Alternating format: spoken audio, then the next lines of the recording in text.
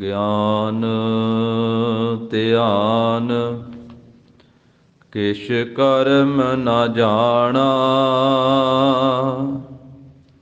ਸਾਰ ਨ ਜਾਣਾ ਤੇਰੀ। ਸਭ ਤੇ ਵੱਡਾ ਸਤਿਗੁਰ ਨਾਨਕ, ਜਿਨ ਕਲ ਰਾਖੀ ਮੇਰੀ। ਖੱਤਰੀ ਬ੍ਰਾਹਮਣ ਸੂਦ ਵੈਸ, ਸਭ ਏਕੈ ਨਾਮ ਧਰਾਨਥ। ਗੁਰ ਨਾਨਕ ਉਪਦੇਸ ਕਹਿਤ ਹੈ, ਜੋ ਸੁਨੈ ਸੋ ਪਾਰ ਪਰਾਨਥ। ਤਿਲਕ ਜੰਞੋ ਰਾਖਾ ਪ੍ਰਭ ਤਾਕਾ, ਕੀਨੋ ਵੱਡੋ ਕਲੂ ਮਹਿ ਸਾਕਾ। ਸਾਧਨ ਹੇਤ ਇਤੀ ਜਿਨ ਕਰੀ, ਸੀਸ ਦੀਆ ਪਰ ਸੀਨਾ ਉਚਰੀ। ਧਰਮ ਹੇਤ ਸਾਕਾ ਜਿਨ ਕੀਆ, ਸੀਸ ਦੀਆ ਪਰ ਸਿਰ ਨਾ ਦੀਆ। ਫਿਕਰ ਫੋਰ ਦਿੱਲੀ ਸਸੇਰ, ਪ੍ਰਭ ਪੁਰ ਕੀਆ ਭਿਆਨ। ਤੇਗ ਬਹਾਦਰ ਸੀ ਕਿਰਿਆ, ਕਰੀ ਨ ਕਿਨਹੂ ਆਨ। ਤੇਗ ਬਹਾਦਰ ਕੇ ਚਲਤ, ਭਇਓ ਜਗਤ ਕੋ ਸੋਕ। ਹੈ ਸਭ ਜਗ ਭਇਓ, ਜੈ ਜੈ ਜੈ ਸੁਰ ਲੋਕ। ਸਤਿਨਾਮ ਸ੍ਰੀ ਵਾਹਿਗੁਰੂ ਸਾਹਿਬ ਜੀ। ਰਾਮ ਕਲੀ ਮਹੱਲਾ ਪੰਜਵਾ। ਕਾਰਨ ਕਰਨ ਰਹਿ ਕਰੀਮਾ, ਸਰਬ ਪ੍ਰਤਪਾਲ ਰਹੀਮ। ਅਲਹੈ ਅਲਖ ਅਪਾਰ, ਖੁਦ ਖੁਦਾਏ ਵਡ ਬੇਸੁਮਾਰ। ਕਾਰਨ ਕਰਨ ਕਰੀਮ, ਸਰਬ ਪ੍ਰਤਪਾਲ ਰਹੀਮ।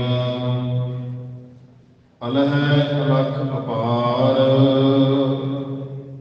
ਖੁਦ ਖੁਦਾਏ ਵਡ ਬੇਸੁਮਾਰ। ਓ ਨਮੋ ਭਗਵੰਤ ਗੁਸਾਈ, ਖਾਲਕ ਰਵ ਰਹਿਆ ਸਰਬ ਠਾਈ। ਰਹਾਉ ਜਗਨਾਥ ਜਗ ਜੀਵਨ ਮਾਧੋ, ਪਉ ਭੰਜਨ ਰਿਦ ਮਾਹੇ ਹਰਾਧੋ। ਰਿਖੀਕੇਸ ਗੋਪਾਲ ਗੋਵਿੰਦ, ਪੂਰਨ ਸਰਬਤਰ ਮੁਕੰਦ। ਮਿਹਰਬਾਨ ਮੌਲਾ ਤੋਹੀ ਏਕ, ਪੀਰ ਪੈਗੰਬਰ ਸੇਕ। ਦਿਲਾਂ ਕਾ ਮਾਲਕ ਕਰੇ ਹਾਕ, ਕੁਰਾਨ ਕਤੇਬ ਤੇ ਪਾਕ। ਨਾਰਾਇਣ ਨਰ ਹਰਿ ਦਇਆਲ, ਰਮਤ ਰਾਮ ਘਟ ਘਟ ਆਧਾਰ। ਵਾਸੁਦੇਵ ਬਸਤ ਸਭ ਠਾਏ, ਲੀਲਾ ਕਿਛ ਲਖੀ ਨਾ ਜਾਏ। ਮਿਹਰ ਦਇਆ ਕਰ ਕਰਨੇ ਹਾਰ, ਭਗਤ ਬੰਦਗੀ ਦੇਹ ਸਿਰਜਣਹਾਰ। ਪਉ ਨਾਨਕ ਗੁਰ ਕੋਇ ਭਰਮ, ਏਕੋ ਅਲਹੋ ਪਾਰ ਬ੍ਰਹਮ।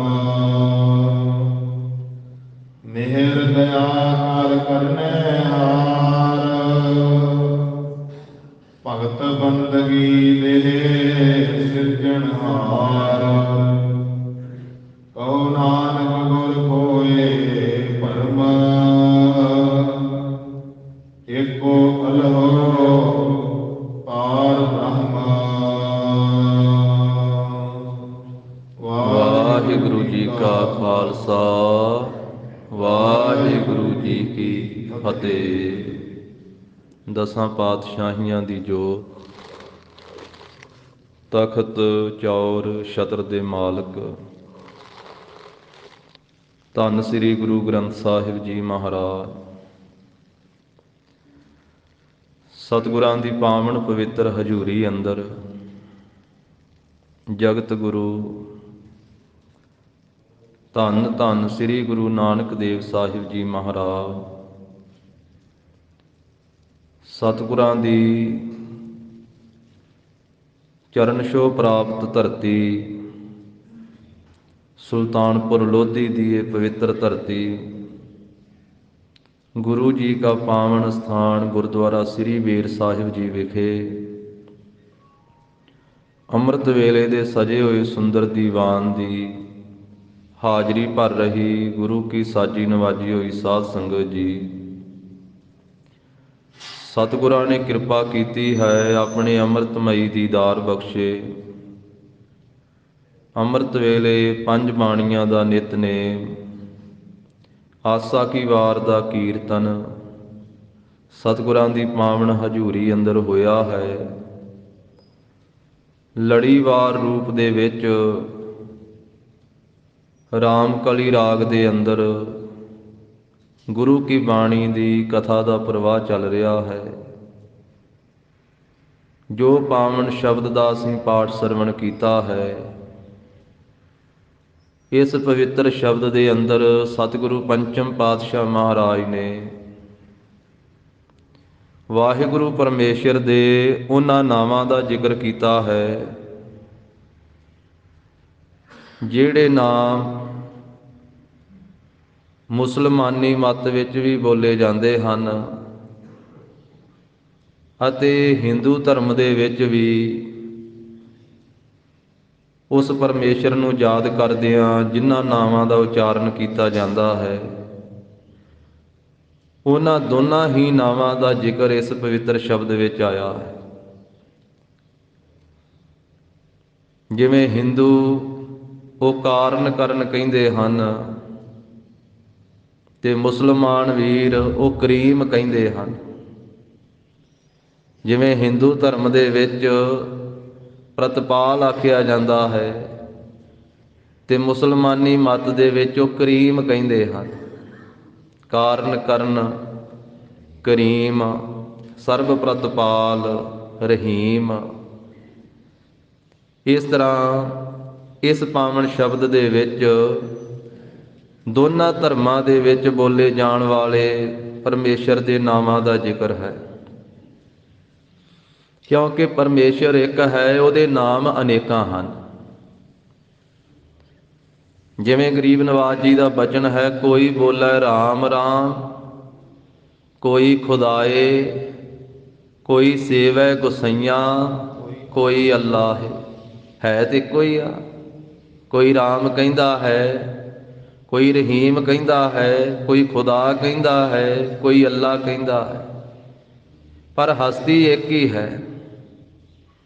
ਸ੍ਰੀ ਗੁਰੂ ਗ੍ਰੰਥ ਸਾਹਿਬ ਮਹਾਰਾਜ ਜੀ ਦੀ ਅੰਮ੍ਰਿਤ ਬਾਣੀ ਦੇ ਅੰਦਰ ਉਹਨਾਂ ਸਾਰੇ ਨਾਵਾਂ ਦਾ ਜ਼ਿਕਰ ਆਇਆ ਹੈ ਜੋ ਸਨਾਤਨ ਮਤ ਹਿੰਦੂ ਧਰਮ ਵਿੱਚ ਵੀ ਪਰਮੇਸ਼ਰ ਦੇ ਨਾਮ ਬੋਲੇ ਜਾਂਦੇ ਹਨ ਤੇ ਮੁਸਲਮਾਨੀ ਮਤ ਵਿੱਚ ਵੀ ਬੋਲੇ ਜਾਂਦੇ।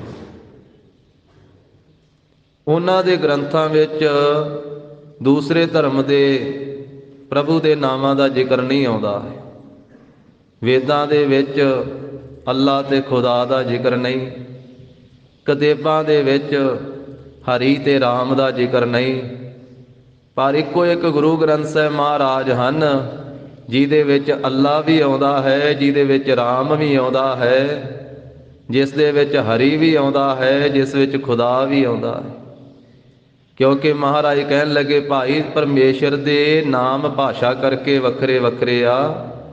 ਜਿਵੇਂ ਪਦਾਰਥ ਦਾ ਨਾਮ ਵੀ ਭਾਸ਼ਾ ਕਰਕੇ ਵੱਖਰਾ ਹੁੰਦਾ ਹੈ, ਆ ਪਾਣੀ ਆ ਆਪਾਂ ਰੋਜ਼ ਪੀਂਦੇ ਆ, ਇਹਨੂੰ ਪਾਣੀ ਵੀ ਕਹਿ ਲਈਏ ਤਾਂ ਵੀ ਪਿਆਸ ਬੁਝਾ ਦੇਣੀ ਆ, ਜੇ ਇਹਨੂੰ ਜਲ ਕਹਿ ਕੇ ਛਕ ਲਈਏ ਤਾਂ ਵੀ ਪਿਆਸ ਬੁਝਾ ਦਿੰਦਾ ਹੈ, ਜੇ ਨੀਰ ਕਹਿ ਦਈਏ ਤਾਂ ਵੀ ਪਿਆਸ ਬੁਝਾ ਦਿੰਦਾ ਹੈ। ਤੇ ਅੰਗਰੇਜ਼ੀ ਵਾਲੇ ਇਹਨੂੰ ਵਾਟਰ ਕਹਿ ਦਿੰਦੇ ਆ, ਫਿਰ ਵੀ ਪੀਤਿਆਂ ਕੰਮ ਤਾਂ ਉਹੀ ਕਰਦਾ ਹੈ। ਜੇ ਪਦਾਰਥ ਦਾ ਨਾਮ ਭਾਸ਼ਾ ਕਰਕੇ ਵੱਖਰਾ ਹੈ, ਪ੍ਰਮਾਤਮਾ ਦੇ ਨਾਮ ਵੀ ਭਾਸ਼ਾ ਕਰਕੇ ਵੱਖਰੇ ਹਨ। ਹਿੰਦੀ ਵਿੱਚ ਹੋਰ ਨਾਮ, ਸੰਸਕ੍ਰਿਤ ਵਿੱਚ ਹੋਰ ਨਾਮ, ਅਰਬੀ ਫਾਰਸੀ ਵਿੱਚ ਹੋਰ ਨਾਮ, ਪਰ ਝਗੜਾ ਪਾ ਲਿਆ। ਕਹਿੰਦੇ ਵੀ ਅਸੀਂ ਰਾਮ ਹੀ ਕਹਿਣਾ ਹੈ, ਉਹ ਕਹਿੰਦੇ ਅਸੀਂ ਖੁਦਾ ਹੀ ਕਹਿਣਾ ਹੈ ਇੱਕੋ ਹੀ। ਉਸੇ ਨੂੰ ਰਾਮ ਕਿਹਾ ਜਾਂਦਾ ਹੈ, ਉਸੇ ਨੂੰ ਖੁਦਾ ਕਿਹਾ ਜਾਂਦਾ ਹੈ, ਪਰ ਰਾਮ ਕਹਿਣ ਵਾਲਾ ਖੁਦਾ ਕਹਿਣ ਵਾਲੇ ਨਾਲ ਝਗੜਾ ਕਰਦਾ ਹੈ, ਤੇ ਖੁਦਾ ਕਹਿਣ ਵਾਲਾ ਰਾਮ ਕਹਿਣ ਵਾਲੇ ਨਾਲ ਝਗੜਾ ਕਰਦਾ ਹੈ। ਗੁਰੂ ਸਾਹਿਬਾਂ ਨੇ ਸਾਰੀ ਸ੍ਰਿਸ਼ਟੀ ਨੂੰ ਸਾਂਝਾ ਉਪਦੇਸ਼ ਦਿੱਤਾ ਕਿ ਭਾਈ ਵਿਤਕਰੇ ਨਾ ਪਾਓ, ਵੰਡੀਆਂ ਨਾ ਪਾਓ, ਉਹ ਹੈ ਇੱਕੋ ਹੀ, ਸਾਰੇ ਕਾਰਨਾਂ ਨੂੰ ਕਰਨ ਵਾਲਾ। ਇਹੀ ਕਾਰਨ ਸੀ ਅੱਜ ਸਾਧ ਸੰਗਤ ਜੀ ਸਤਿਗੁਰੂ ਨਾਵੇਂ ਪਾਤਸ਼ਾਹ ਜੀ ਦਾ ਸ਼ਹੀਦੀ ਦਿਹਾੜਾ ਹੈ। ਇਹੀ ਕਾਰਨ ਸੀ ਕਿ ਔਰੰਗਜ਼ੇਬ ਬਾਦਸ਼ਾਹ ਵੀ ਉਹਨੇ ਖੋਟਾ ਹੱਠ ਧਾਰਨ ਕਰ ਲਿਆ, ਕਹਿੰਦਾ ਕਿ ਸਾਰੇ ਪਾਸੇ ਇਸਲਾਮ ਹੀ ਇਸਲਾਮ ਹੋਵੇ, ਸਾਰੇ ਮੁਸਲਮਾਨ ਹੀ ਹੋਣ, ਮੈਂ ਸਾਰੇ ਦੇਸ਼ ਵਾਸੀਆਂ ਨੂੰ ਮੁਸਲਮਾਨ ਬਣਾ ਦੇਣਾ। ਸਭ ਤੋਂ ਪਹਿਲਾਂ ਜਿਹੜਾ ਇਹ ਜ਼ੁਲਮ ਸੀ ਕਸ਼ਮੀਰ ਦੇ ਇਲਾਕੇ ਵਿੱਚ ਢਾਇਆ ਗਿਆ। ਸ਼ੇਰ ਅਫਗਾਨ ਖਾਂ ਉਧਰ ਦਾ ਸੂਬਾ ਸੀ। ਔਰੰਗਜ਼ੇਬ ਨੇ ਆਖਿਆ ਸ਼ੇਰ ਅਫਗਾਨ ਖਾਂ ਨੂੰ ਕਿ ਕਸ਼ਮੀਰ ਦੇ ਬ੍ਰਾਹਮਣਾਂ ਨੂੰ ਮੁਸਲਮਾਨ ਬਣਾਇਆ ਜਾਵੇ, ਲਾਲਚ ਦੇ ਕੇ ਬਣਾਇਆ ਜਾਵੇ, ਨੌਕਰੀ ਦੇ ਕੇ ਬਣਾਇਆ ਜਾਵੇ, ਨਿਕਾਹ ਦਾ ਲਾਲਚ ਦਿੱਤਾ ਜਾਵੇ ਵੀ ਜੇ ਮੁਸਲਮਾਨ ਹੋ ਜਾਓਗੇ ਤੁਹਾਡੇ ਨਿਕਾਹ ਕਰ ਦਿੱਤੇ ਜਾਣਗੇ, ਵਿਆਹ ਕਰ ਦਿੱਤੇ ਜਾਣਗੇ। ਜੇ ਲਾਲਚ ਨਾਲ ਨਾ ਮੰਨਣ ਤੇ ਡਰਾਇਆ ਜਾਵੇ, ਧਮਕਾਇਆ ਜਾਵੇ, ਫਿਰ ਵੀ ਨਾ ਮੰਨਣ, ਜ਼ਬਰਦਸਤੀ ਇਹਨਾਂ ਦੇ ਜਨੇਊ ਲਾ ਲਓ, ਜ਼ਬਰਦਸਤੀ ਤਿਲਕ ਲਾ ਦਿਓ, ਮੰਦਰ ਢਾਹ ਦਿਓ, ਧਰਮ ਗ੍ਰੰਥਾਂ ਦੀ ਬੇਅਦਬੀ ਕਰੋ, ਕਤਲ ਕਰ ਦਿਓ। ਜ਼ੁਲਮ ਹੋਣ ਲੱਗਾ। 6 ਮਹੀਨਿਆਂ ਦੀ ਫਿਰ ਉਹਨਾਂ ਨੇ ਮੋਹਲਤ ਲਈ ਕਸ਼ਮੀਰੀ ਬ੍ਰਾਹਮਣਾਂ ਨੇ। ਆਪਣਾ ਸਭ ਤੋਂ ਵੱਡਾ ਜਿਹੜਾ ਮੰਦਰ ਹੈ ਉਹਨਾਂ ਦਾ ਅਮਰਨਾਥ ਦਾ ਮੰਦਰ, ਉਹਦੇ ਵਿੱਚ ਜਾ ਕੇ ਅਰਾਧਨਾ ਕੀਤੀ। ਜਿਵੇਂ ਸਿੱਖ ਪੰਥ ਦਾ ਸਭ ਤੋਂ ਵੱਡਾ ਸਥਾਨ ਹੈ ਸੱਚਖੰਡ ਸ੍ਰੀ ਹਰਿਮੰਦਰ ਸਾਹਿਬ ਔਰ ਸ੍ਰੀ ਅਕਾਲ ਤਖਤ ਸਾਹਿਬ, ਜਿਵੇਂ ਮੁਸਲਮਾਨੀ ਮੱਤ ਦਾ ਸਭ ਤੋਂ ਵੱਡਾ ਸਥਾਨ ਹੈ ਕਾਬਾ, ਜਿਹਨੂੰ ਮੱਕਾ ਕਿਹਾ ਜਾਂਦਾ ਹੈ, ਮੱਕੇ ਦੇ ਵਿੱਚ ਕਾਬਾ ਮੰਦਰ ਹੈ ਮੁਸਲਮਾਨੀ ਮੱਤ ਦਾ। ਇਸੇ ਤਰ੍ਹਾਂ ਹਿੰਦੂ ਭਰਾਵਾਂ ਦਾ ਸਭ ਤੋਂ ਵੱਡਾ ਸਥਾਨ ਹੈ ਅਮਰਨਾਥ ਦਾ ਮੰਦਰ, ਤੇ ਉੱਥੋਂ ਦਾ ਜਿਹੜਾ ਪੁਜਾਰੀ ਹੈ ਉਹਦਾ ਉਹ ਇੰਨਾ ਸਤਿਕਾਰ ਕਰਦੇ ਆ ਜਿਵੇਂ ਇੱਧਰ ਮੁਸਲਮਾਨੀ ਮੱਤ ਦੇ ਵਿੱਚ ਜੋ ਕਾਬੇ ਦਾ ਸੇਵਾਦਾਰ ਹੈ ਉਹਦਾ ਜਿੰਨਾ ਸਤਿਕਾਰ ਹੈ, ਤੇ ਸਿੱਖ ਧਰਮ ਦੇ ਵਿੱਚ ਅਕਾਲ ਤਖਤ ਸਾਹਿਬ ਦੇ ਜਥੇਦਾਰ ਦਾ ਜਿੰਨਾ ਸਤਿਕਾਰ ਹੈ, ਇੰਨਾ ਹਿੰਦੂ ਧਰਮ ਦੇ ਵਿੱਚ ਅਮਰਨਾਥ ਦੇ ਮੰਦਰ ਦਾ ਜਿਹੜਾ ਸੇਵਾਦਾਰ ਪੁਜਾਰੀ ਹੈ ਉਹਦਾ ਸਤਿਕਾਰ ਹੈ। ਉਸ ਮੌਕੇ ਤੇ ਉੱਥੋਂ ਦਾ ਪੁਜਾਰੀ ਸੀ ਕਿਰਪਾ ਰਾਮ। ਉੱਥੇ ਜਾ ਕੇ ਅਰਾਧਨਾ ਕੀਤੀ ਹੈ, ਭੁੱਖੇ ਪਿਆਸੇ ਰਹਿ ਕੇ। ਇਤਿਹਾਸ ਵਿੱਚ ਲਿਖਿਆ, ਫਿਰ ਉੱਥੋਂ ਚਿੱਠੀ ਮਿਲੀ ਇੱਕ, ਉਹਦੇ ਤੇ ਲਿਖਿਆ ਸੀ ਵੀ ਇਸ ਮੌਕੇ ਦੇ ਉੱਤੇ ਕੋਈ ਦੇਵੀ ਦੇਵਤਾ ਤੁਹਾਡੀ ਰਾਖੀ ਨਹੀਂ ਕਰ ਸਕਦਾ, ਤੁਹਾਡੀ ਰਾਖੀ ਕਰਨਗੇ ਤਾਂ ਸ੍ਰੀ ਗੁਰੂ ਤੇਗ ਬਹਾਦਰ ਸਾਹਿਬ ਕਰਨਗੇ। ਗੁਰੂ ਨਾਨਕ ਸਾਹਿਬ ਜੀ ਦਾ ਘਰ, ਗੁਰੂ ਨਾਨਕ ਦੇਵ ਸਾਹਿਬ ਜੀ ਦਾ ਨਾਵਾਂ ਸਰੂਪ ਸ੍ਰੀ ਗੁਰੂ ਤੇਗ ਬਹਾਦਰ ਸਾਹਿਬ ਤੁਹਾਡੀ ਬਾਂਹ ਫੜ ਸਕਦੇ ਆ, ਤੁਹਾਡੇ ਧਰਮ ਦੀ ਰਾਖੀ ਕਰ ਸਕਦੇ ਆ, ਤੁਹਾਡੇ ਤਿਲਕ ਜੰਜੂ ਬਚਾ ਸਕਦੇ ਆ। ਜਾਓ ਤੇ ਉਹਨਾਂ ਦੀ ਸ਼ਰਨ ਵਿੱਚ ਪੈ ਜਾਓ। ਫਿਰ ਇਤਿਹਾਸ ਕਹਿੰਦਾ ਹੈ ਵੀ ਉੱਥੋਂ ਪੰਡਤ ਚੱਲੇ ਤੇ ਅੰਮ੍ਰਿਤਸਰ ਸਾਹਿਬ ਆਏ। ਅੰਮ੍ਰਿਤਸਰ ਸਾਹਿਬ ਪਹੁੰਚ ਕੇ ਪੁੱਛਿਆ ਵੀ ਅਸੀਂ ਗੁਰੂ ਤੇਗ ਬਹਾਦਰ ਸਾਹਿਬ ਮਹਾਰਾਜ ਜੀ ਨੂੰ ਮਿਲਣਾ ਹੈ। ਫਿਰ ਪਤਾ ਲੱਗਾ ਗੁਰੂ ਤੇਗ ਬਹਾਦਰ ਸਾਹਿਬ ਜੀ ਆਨੰਦਪੁਰ ਸਾਹਿਬ ਦੀ ਧਰਤੀ ਤੇ ਹਨ। ਉਹ ਸਾਰਾ ਜਥਾ ਆਨੰਦਪੁਰ ਸਾਹਿਬ ਆਇਆ, ਸਤਿਗੁਰੂ ਜੀ ਦੇ ਦਰਬਾਰ ਦੇ ਵਿੱਚ ਸ਼ਾਮਲ ਹੋਏ। ਸਤਿਗੁਰੂ ਸਿੰਘਾਸਣ ਤੇ ਸੋਭਨੀਕ ਹਨ। ਕਸ਼ਮੀਰੀ ਪੰਡਤਾਂ ਨੇ, ਦੁਖਿਆਰਿਆਂ ਨੇ ਰੋ ਰੋ ਕੇ, ਹਾੜੇ ਕੱਢ ਕੱਢ ਕੇ ਬੇਨਤੀਆਂ ਕੀਤੀਆਂ। बड़े फटे पुराने बस्तर सन उन्हां दे, बड़े लाचार ते दुखी होए सन। मूँह विच घाह लै लै के और अखां दे विच हंझू सी, छातियां दे विच हौके सी, हिरदे दे विच दर्द भरिया सी, हथ जुड़े होए सन ते रो रो के बेनतियां करदे भी सतगुरु नामे पातशाह साडा धर्म अज खतरे विच है, साडे धर्म की राखी करो, साडे तिलक जंजू बचाओ। औरंगजेब बादशाह साडे धर्म नूं खत्म करना चाहुंदा है। वो कहंदा है मंदिर सारे ढा देने, मसीतां बना देणीआं इन्हां दी थां ते। वो कहंदा है वेदां दे शास्त्रां दी बेअदबी कर देनी, खत्म कर देने हैं। सतगुरु श्री गुरु नानक देव साहब महाराज जी का घर निमाणियां नूं माण दिंदा है, निताणियां नूं ताण दिंदा है, निओटियां नूं ओट ते आसरा देण वाला है। असीं आप जी दी शरण विच आए हाँ। जदों बेनतियां कर रहे सन ना, धर्मी पिता श्री गुरु गोबिंद सिंह जी महाराज, छोटी जी शरीर कारबला है, हाणियां नाल खेडदे होए पिता सतगुरु जी दी गोदी विच आउंदे और वेखदे हन कश्मीरी पंडितां वल्ले। कहंदे हन पिता जी ये कौन लोग ते इन्ने दुखी होके बेनतियां कर रहे हैं। आखिया नामे पातशाह जी ने, लाल जी ये कश्मीर दे ब्राह्मण हन, दुखियारे विचारे अपने धर्म की राखी वास्ते साडे कोले आए। औरंगजेब बादशाह इन्हां दे उत्ते जुल्म ढा रहा है। पिता जी इन्हां दे धर्म की राखी किवें हो सकती है। लाल जी कोई महान ही महापुरख होवे, वो इन्हां दी थां ते जाके आप कुर्बान होवे, अपना सीस कुर्बान करे तां इन्हां दे धर्म की राखी हो सकती है।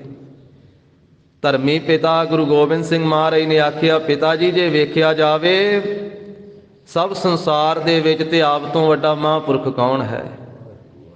साडे दादा सतगुरु पंचम पातशाह गुरु अर्जन देव साहब जी दे बचन हन, ज्ञान ध्यान किश कर्म ना जाना, सार ना जाना तेरी, सब ते वड्डा सतगुर नानक जिन कल राखी मेरी। ये साडे परदादा सतगुरु जी दे बचन हन, गुरु अर्जन देव साहब जी दे। सब तो वड्डे गुरु नानक देव साहब ते उन्हां दे आप नामे थां हो, गुरता गद्दी दे मालक पिता जी तुहाडे तो वड्डा कोई महापुरख दुनिया च नहीं है। इन्हां दी बाह आप जी नूं फड़नी चाहिदी है ते कुर्बानी आप जी नूं करनी चाहिदी है। मैं भावें अनाथ हो जावां, यतीम हो जावां, पर इन्हां दे तिलक जंजू दी आप राखी करो। आखिया शाबाश पुत्र, संभालो हुण सिख संगतां नूं ते असीं जा करके कुर्बानी करते हाँ।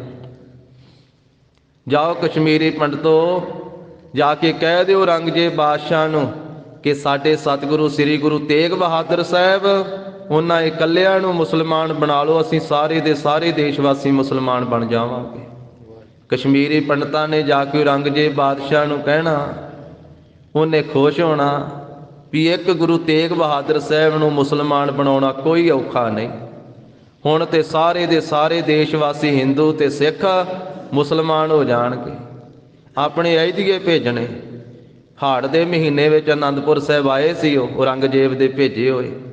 उन्हां आखिया सतगुरु जी औरंगजेब बादशाह आप जी नूं दिल्ली बुलाउंदा है। सतगुरु कहण लगे असीं चुमासा कट के आप ही आ जावांगे।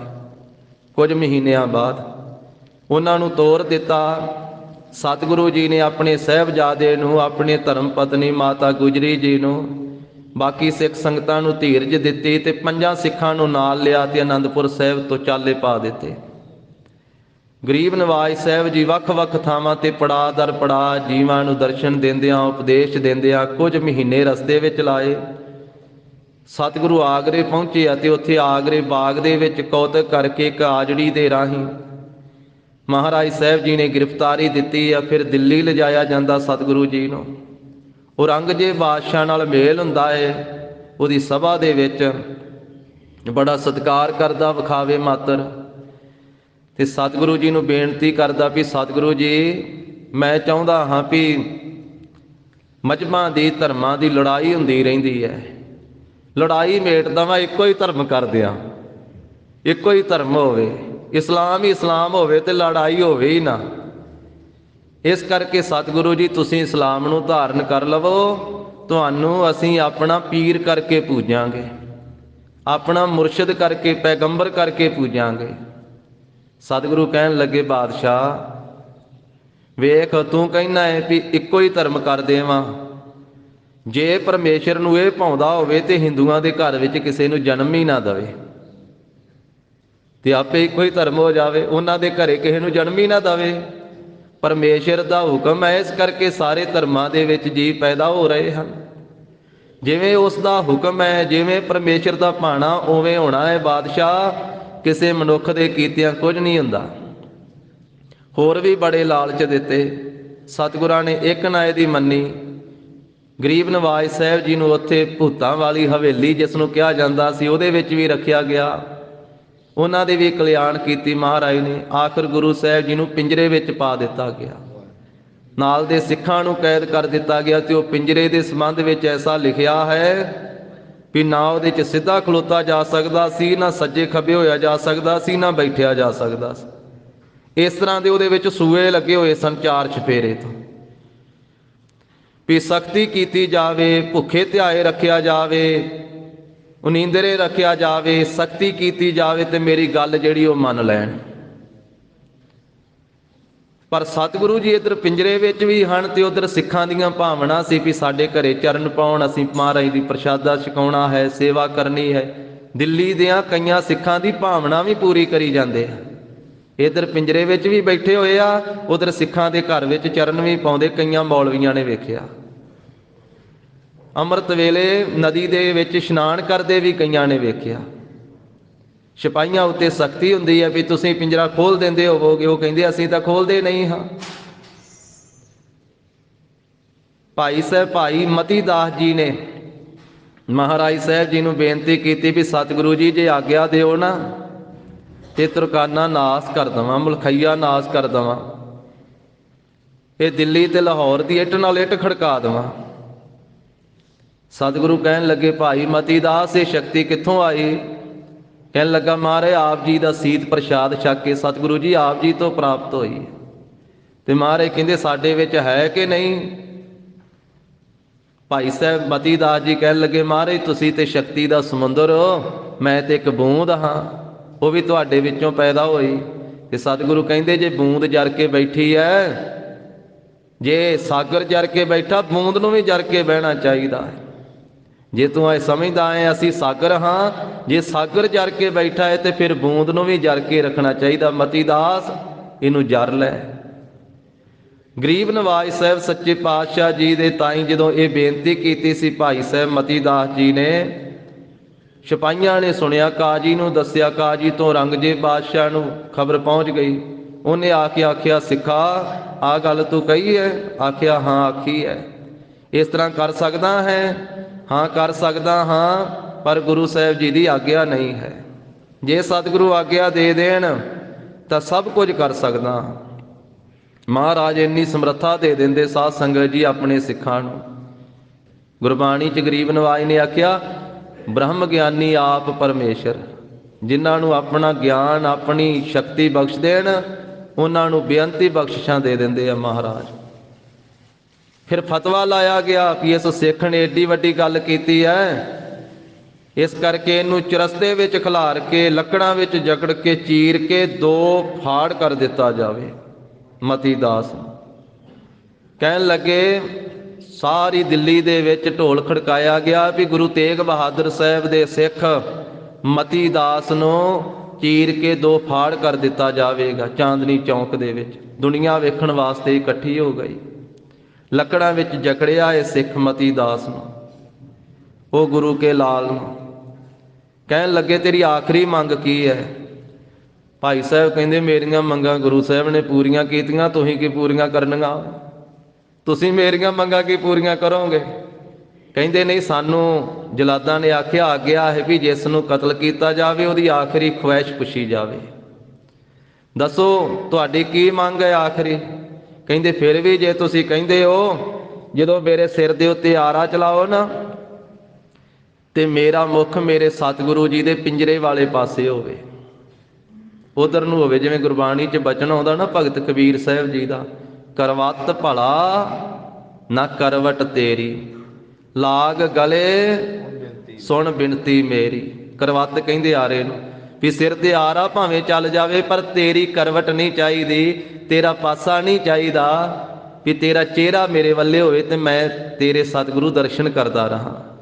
ਭਾਈ ਮਤੀ ਦਾਸ ਸਾਹਿਬ ਜੀ ਕਹਿਣ ਲੱਗੇ, ਜਦੋਂ ਮੇਰੇ ਸਿਰ ਤੇ ਆਰਾ ਚਲਾਓ ਤੇ ਮੇਰਾ ਮੁਖ ਮੇਰੇ ਸਤਿਗੁਰੂ ਜੀ ਦੇ ਪਿੰਜਰੇ ਵਾਲੇ ਪਾਸੇ ਹੋਵੇ। ਆਰਾ ਸਿਰ ਤੇ ਰੱਖਿਆ, ਚਲਾਉਣ ਲੱਗੇ, ਚੀਰਨ ਲੱਗੇ ਸਿੱਖ ਨੂੰ। ਦੁਨੀਆ ਦੇ ਵਿੱਚ ਲੱਕੜਾਂ ਚੀਰੀਆਂ ਜਾਂਦੀਆਂ, ਲੋਹਾ ਚੀਰਿਆ ਜਾਂਦਾ, ਪੱਥਰ ਵੀ ਚੀਰੇ ਜਾਂਦੇ ਆ, ਪਰ ਦਿੱਲੀ ਦੇ ਚਾਂਦਨੀ ਚੌਂਕ ਦੇ ਵਿੱਚ ਸਿੱਖ ਚੀਰਿਆ ਗਿਆ। ਦੁਨੀਆ ਨੇ ਵੇਖਿਆ ਭਾਈ ਸਾਹਿਬ ਜੀ ਦੇ ਸਿਰ ਤੇ ਆਰਾ ਰੱਖ ਕੇ ਚੀਰ ਰਹੇ ਆ, ਤੇ ਭਾਈ ਸਾਹਿਬ ਨੇ ਜਪਜੀ ਸਾਹਿਬ ਦਾ ਪਾਠ ਆਰੰਭ ਕੀਤਾ ਹੈ। ਇੱਕ ਓੰਕਾਰ ਸਤਿਨਾਮ ਕਰਤਾ ਪੁਰਖ ਨਿਰਭਉ ਨਿਰਵੈਰ ਅਕਾਲ ਮੂਰਤ ਅਜੂਨੀ ਸੈਭੰ ਗੁਰ ਪ੍ਰਸਾਦ ਜਪ ਆਦ ਸੱਚ ਜੁਗਾਦ ਸੱਚ ਹੈ ਵੀ ਸੱਚ ਨਾਨਕ ਹੋਸੀ ਵੀ ਸੱਚ। ਜਪਜੀ ਸਾਹਿਬ ਪੜ੍ਹ ਰਿਹਾ ਸਿੱਖ, ਜਪਜੀ ਸਾਹਿਬ ਚੀਰੀ ਜਾ ਰਹੇ ਆ। ਸ਼ਹੀਦ ਬਿਲਾਸ ਵਿੱਚ ਲਿਖਿਆ ਹੈ, ਜਦੋਂ ਪਹੁੰਚੇ ਨਾ ਭਾਈ ਸਾਹਿਬ ਪਾਠ ਕਰਦਿਆਂ, ਪੰਚ ਪਰਵਾਨ ਪੰਚ ਪ੍ਰਧਾਨ ਪੰਚੇ ਪਾਵਹਿ ਦਰਗਹਿ ਮਾਨ। ਇਸ ਪੌੜੀ ਤੇ ਸਰੀਰ ਦੇ ਦੋ ਟੋਟੇ ਹੋ ਗਏ, ਇੱਕ ਇੱਧਰ ਡਿੱਗ ਪਿਆ ਤੇ ਇੱਕ ਉੱਧਰ ਡਿੱਗ ਪਿਆ ਹੈ। ਧਰਤੀ ਹੇਠੋਂ ਖੂਨ ਨਾਲ ਲੱਥ-ਪੱਥ ਹੋ ਗਈ ਹੈ, ਪਰ ਦੋਵਾਂ ਟੋਟਿਆਂ ਦੇ ਵਿੱਚੋਂ ਜਪਜੀ ਸਾਹਿਬ ਦਾ ਪਾਠ ਨਿਰੰਤਰ ਚੱਲਦਾ ਰਿਹਾ। ਜਿੰਨਾ ਚਿਰ ਇਹ ਪੰਕਤੀਆਂ ਨਹੀਂ ਪੜ੍ਹੀਆਂ ਗਈਆਂ, ਉਹਨਾਂ ਚਿਰ ਦੋਵਾਂ ਟੋਟਿਆਂ ਦੇ ਵਿੱਚੋਂ, ਦੋਵਾਂ ਹਿੱਸਿਆਂ ਵਿੱਚੋਂ ਆਵਾਜ਼ ਆਉਂਦੀ ਰਹੀ, ਜਿਵੇਂ ਦੋ ਸਿੰਘ ਇਕੱਠੇ ਬੈਠ ਕੇ ਭੋਗ ਨਹੀਂ ਪਾਉਂਦੇ ਗੁਰੂ ਕੀ ਬਾਣੀ ਦਾ, ਇਸ ਤਰ੍ਹਾਂ ਆਵਾਜ਼ ਆਉਂਦੀ ਰਹੀ। ਜਦੋਂ ਇਹ ਪੰਕਤੀਆਂ ਪੜ੍ਹੀਆਂ ਗਈਆਂ, ਜਿਨੀ ਨਾਮ ਧਿਆਇਆ ਗਏ ਮਸਕਤ ਕਾਲ, ਨਾਨਕ ਤੇ ਮੁਖ ਉਜਲੇ ਕੀਤੀ ਛੁੱਟੀ ਨਾਲ। ਭਾਈ ਮਤੀ ਦਾਸ ਸਾਹਿਬ ਜੀ ਦਾ ਸਰੀਰ ਸ਼ਾਂਤ ਹੋਇਆ। ਖਿਆਲ ਸੀ ਉਹਨਾਂ ਦਾ ਵੀ ਇਹ ਸਿੱਖ ਦੀ ਇਸ ਤਰ੍ਹਾਂ ਦੀ ਜੋ ਇਹ ਤਸ਼ੱਦਦ ਸਿੱਖ ਦੇ ਉੱਤੇ ਕੀਤਾ ਹੈ, ਸਿੱਖ ਨੂੰ ਇਸ ਤਰ੍ਹਾਂ ਸ਼ਹੀਦ ਕੀਤਾ। ਆਪਾਂ ਸ਼ਹੀਦ ਕਹਿੰਦੇ, ਉਹ ਤੇ ਮਾਰਨਾ ਹੀ ਕਹਿੰਦੇ ਸੀ। ਵੀ ਵੇਖ ਕਰਕੇ ਗੁਰੂ ਤੇਗ ਬਹਾਦਰ ਸਾਹਿਬ ਜੀ ਮਹਾਰਾਜ ਡੋਲ ਜਾਣਗੇ, ਪਰ ਸਤਿਗੁਰੂ ਸਾਹਿਬ ਜੀ ਨੂੰ ਡਲਾਉਣ ਵਾਲਾ ਕੌਣ ਹੈ? ਭਾਈ ਸਤੀ ਦਾਸ ਜੀ ਦੇ ਉੱਤੇ ਫਤਵਾ ਲਾਇਆ ਗਿਆ, ਰੂੰ ਵਿੱਚ ਲਪੇਟ ਕਰਕੇ ਪੈਰਾਂ ਵੱਲੋਂ ਅੱਗ ਲਾ ਕੇ ਜਿਉਂਦੇ ਸਿੱਖ ਨੂੰ ਸਾੜ ਕੇ ਖਤਮ ਕਰ ਦਿਓ। ਭਾਈ ਸਾਹਿਬ ਨੂੰ ਰੂੰ ਵਿੱਚ ਲਪੇਟ ਕੇ ਪੈਰਾਂ ਵੱਲੋਂ ਅੱਗ ਲਾ ਕਰਕੇ ਜਿਉਂਦਿਆਂ ਸਾੜ ਕੇ ਸ਼ਹੀਦ ਕੀਤਾ ਗਿਆ। ਭਾਈ ਸਾਹਿਬ ਭਾਈ ਦਿਆਲਾ ਜੀ ਨੂੰ ਉਬਲਦੀ ਦੇਗ ਵਿੱਚ ਬਿਠਾ ਕਰਕੇ ਸ਼ਹੀਦ ਕੀਤਾ ਗਿਆ। ਕਈ ਲਾਲਚ ਦਿੱਤੇ ਸੀ, ਉਹਦੇ ਮੁਰਾਤਬਿਆਂ ਦੇ ਤੁਹਾਨੂੰ ਸੂਬੇ ਬਣਾ ਦੇਵਾਂਗੇ, ਕੇਸ ਕਟਾ ਦਿਓ, ਮੁਸਲਮਾਨ ਬਣ ਜਾਓ, ਕਲਮਾ ਪੜ੍ਹ ਲਓ।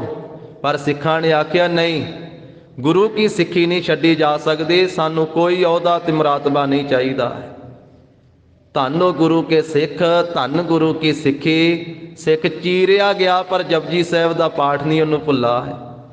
ਸਾਨੂੰ ਕਈ ਵਾਰੀ ਜਿਉਂਦਿਆਂ ਵੀ ਜਪਜੀ ਸਾਹਿਬ ਚੇਤੇ ਨਹੀਂ ਰਹਿੰਦਾ ਹੈ, ਅਸੀਂ ਜਿਉਂਦਿਆਂ ਸਾਬਤ ਵੀ ਨਹੀਂ ਕਰਦੇ ਹਾਂ, ਪਰ ਭਾਈ ਮਤੀ ਦਾਸ ਸਾਹਿਬ ਦੋ ਟੋਟੇ ਹੋ ਕੇ ਵੀ ਜਪਜੀ ਸਾਹਿਬ ਦਾ ਪਾਠ ਕਰਦਾ ਹੈ। ਕਿੰਨਾ ਧੁਰ ਅੰਦਰ ਗੁਰੂ ਕੀ ਬਾਣੀ ਦਾ ਪ੍ਰੇਮ ਹੈ, ਕਿੰਨੀ ਬਾਣੀ ਗੁਰਮੁਖ ਰੋਮ ਰੋਮ ਹਰ ਧਿਆਵੈ, ਰੋਮ ਰੋਮ ਵਿੱਚ ਵਸੀ ਹੋਈ ਹੈ। ਔਰੰਗਜ਼ੇਬ ਬਾਦਸ਼ਾਹ ਸਤਿਗੁਰਾਂ ਨੂੰ ਕਹਿੰਦਾ ਹੈ, ਸਤਿਗੁਰੂ ਜੀ ਜਾਂ ਮੁਸਲਮਾਨ ਬਣ ਜਾਓ, ਜੇ ਮੁਸਲਮਾਨ ਬਣ ਜਾਓਗੇ ਨਾ ਤੇ ਤੁਹਾਨੂੰ ਜਿੱਥੇ ਅਸੀਂ ਆਪਣਾ ਪੀਰ ਕਰਕੇ ਪੂਜਾਂਗੇ, ਮੈਂ ਆਪਣੀ ਲੜਕੀ ਜੇਬ ਨਿਸ਼ਾ ਦਾ ਨਿਕਾਹ ਵੀ ਤੁਹਾਡੇ ਨਾਲ ਕਰ ਦੇਵਾਂਗਾ। ਨਾਵੇਂ ਪਾਤਸ਼ਾਹ ਕਹਿਣ ਲੱਗੇ, ਬਾਦਸ਼ਾਹ ਤੈਨੂੰ ਸ਼ਰਮ ਨਹੀਂ ਆਉਂਦੀ? ਸਾਰੀਆਂ ਧੀਆਂ ਬੇਟੀਆਂ, ਬਹੁ ਬੇਟੀਆਂ ਗੁਰੂਆਂ ਪੀਰਾਂ ਦੀਆਂ ਧੀਆਂ ਹੁੰਦੀਆਂ ਹਨ, ਧੀਆਂ ਭੈਣਾਂ ਹੁੰਦੀਆਂ। ਇਹ ਗੱਲ ਕਰਦਿਆਂ ਤੈਨੂੰ ਸ਼ਰਮ ਆਉਣੀ ਚਾਹੀਦੀ ਸੀ। ਕਹਿਣ ਲੱਗਾ, ਜਾਂ ਕੋਈ ਕਰਾਮਾਤ ਵਿਖਾਓ। ਮਹਾਰਾਜ ਕਹਿੰਦੇ ਨਹੀਂ ਵਿਖਾਵਾਂਗੇ। ਸੁਤੇ ਸਿੱਧ ਗੁਰੂ ਸਾਹਿਬ ਜੀ ਨੇ ਕਈ ਕੌਤਕ ਵਿਖਾਏ, ਪਰ ਬਾਦਸ਼ਾਹ ਦੇ ਕਹਿਣ ਕਰਕੇ ਕੋਈ ਕਰਾਮਾਤ ਨਹੀਂ ਵਿਖਾਈ। ਉਹ ਇੱਕ ਵਾਰੀ ਕਲਮਾ ਪੜਿਆ, ਮਾਸ ਲੈ ਆਏ ਸੀ ਦੇਗ 'ਚ ਪਾ ਕੇ ਗੁਰੂ ਸਾਹਿਬ ਜੀ ਦੇ ਪਿੰਜਰੇ ਪਾਸ, ਵੀ ਜ਼ਬਰਦਸਤੀ ਇਹਨਾਂ ਨੂੰ ਖਵਾ ਦਈਏ, ਇਹਨਾਂ ਦਾ ਧਰਮ ਭ੍ਰਿਸ਼ਟ ਕਰ ਦਈਏ। ਸਤਿਗੁਰੂ ਕਹਿੰਦੇ ਢੱਕਣ ਤੇ ਚੁੱਕੋ। ਜਦੋਂ ਢੱਕਣ ਚੁੱਕਿਆ ਤੇ ਉਹਦੇ 'ਚ ਸੂਰ ਛਾਲਾ ਮਾਰ ਮਾਰ ਕੇ ਨਿਕਲਣ ਲੱਗ ਪਏ ਸੀ। ਨਿੱਕੇ ਨਿੱਕੇ ਵੱਡੇ ਵੱਡੇ। ਸ੍ਰੀ ਗੁਰਪ੍ਰਤਾਪ ਸੂਰਜ ਗ੍ਰੰਥ ਵਿੱਚ ਲਿਖਿਆ। ਸੂਰ ਤੋਂ ਬੜੀ ਨਫ਼ਰਤ ਕਰਦੇ ਨਾ ਉਹ। ਫਿਰ ਭੱਜੇ ਫਿਰਨੇ ਇੱਧਰ ਉੱਧਰ ਸਾਰੇ ਸਿਪਾਹੀ। ਸੁਤੇ ਸਿੱਧ ਐਸੇ ਕੌਤਕ ਕਈ ਕੀਤੇ ਸੀ, ਪਰ ਬਾਦਸ਼ਾਹ ਦੇ ਕਹਿਣ ਕਰਕੇ ਕੋਈ ਕਰਾਮਾਤ ਨਹੀਂ ਸੀ ਵਿਖਾਈ। ਕਹਿਣ ਲੱਗੇ ਫਿਰ ਮਰਨ ਵਾਸਤੇ ਤਿਆਰ ਹੋ ਜਾਓ। ਮਹਾਰਾਜ ਕਹਿੰਦੇ ਤਿਆਰ ਹਾਂ। ਮੌਤ ਤਾਂ ਅਟਲ ਸਚਾਈ ਹੈ। ਗਰੀਬ ਨਵਾਜ਼ ਸਾਹਿਬ ਅੱਜ ਦੇ ਦਿਨ ਸਾਧ ਸੰਗਤ ਜੀ ਦੁਪਹਿਰ ਵੇਲੇ 12:15 ਵਜੇ ਦਾ ਸਮਾਂ ਸੀ। ਦੁਪਹਿਰ ਢਲੀ ਦਾ ਲਿਖਿਆ ਹੈ। 1 ਘੜੀ ਬਾਅਦ ਦੁਪਹਿਰ ਢਲੀ ਤੋਂ 1 ਘੜੀ ਬਾਅਦ ਭਾਵ 12:24 ਦੇ ਲਗਭਗ ਸਤਿਗੁਰਾਂ ਦੀ ਸ਼ਹਾਦਤ ਹੋਈ ਹੈ। ਦਿੱਲੀ ਚਾਂਦਨੀ ਚੌਂਕ ਦੇ ਵਿੱਚ ਜੋ ਖੂਹੀ ਹੈ, ਜਿੱਥੇ ਅੱਜ ਕੱਲ੍ਹ ਸੀਸਗੰਜ ਸਾਹਿਬ ਗੁਰਦੁਆਰਾ ਸਾਹਿਬ ਸੋਭਾ ਪਾਉਂਦਾ ਹੈ, ਉਹ ਖੂਹੀ ਤੋਂ ਮਹਾਰਾਜ ਨੇ ਇਸ਼ਨਾਨ ਕੀਤਾ ਤੇ ਗਰੀਬ ਨਵਾਜ਼ ਨੇ ਜਪਜੀ ਸਾਹਿਬ ਦਾ ਪਾਠ ਕੀਤਾ। ਤੇ ਸਤਿਗੁਰਾਂ ਨੇ ਕਹਿ ਦਿੱਤਾ ਸੀ ਜਲਾਦ ਨੂੰ ਵੀ ਜਦੋਂ ਅਸੀਂ ਜਪਜੀ ਸਾਹਿਬ ਦਾ ਪਾਠ ਕਰਕੇ ਸੀਸ ਝੁਕਾਵਾਂਗੇ ਫਿਰ ਤੂੰ ਸਾਡੇ ਸੀਸ ਤੇ ਤਲਵਾਰ ਦਾ ਵਾਰ ਕਰ ਲਵੇਂ।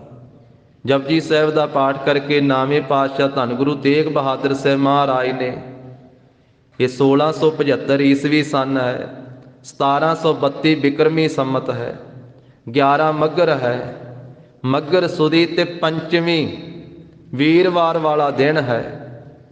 ਦੁਪਹਿਰ 12:24-25 ਦੇ ਲਗਭਗ ਦਾ ਸਮਾਂ ਹੈ। ਅੱਜ ਮੱਘਰ ਸੁਦੀ ਪੰਚਵੀਂ ਦਾ ਦਿਨ ਹੈ। ਅੱਜ ਦੇ ਦਿਨ ਦੁਪਹਿਰ ਵੇਲੇ ਸਤਿਗੁਰੂ ਜੀ ਨੇ ਜਦੋਂ ਜਪਜੀ ਸਾਹਿਬ ਦਾ ਪਾਠ ਕਰਕੇ ਸੀਸ ਝੁਕਾਇਆ, ਜਲਾਦ ਨੇ ਤਲਵਾਰ ਦਾ ਵਾਰ ਕੀਤਾ। ਸਤਿਗੁਰੂ ਜੀ ਦਾ ਸੀਸ ਧੜ ਤੋਂ ਵੱਖਰਾ ਹੋਇਆ। ਮਹਾਰਾਜ ਸਾਹਿਬ ਜੀ ਨੇ ਸ਼ਹਾਦਤ ਪ੍ਰਾਪਤ ਕੀਤੀ ਤੇ ਸ੍ਰੀ ਗੁਰੂ ਗੋਬਿੰਦ ਸਿੰਘ ਮਹਾਰਾਜ ਨੇ ਬਚਨ ਕਹੇ ਹਨ, ਤਿਲਕ ਜੰਨੂ ਰਾਖਾ ਪ੍ਰਭ ਤਾਕਾ।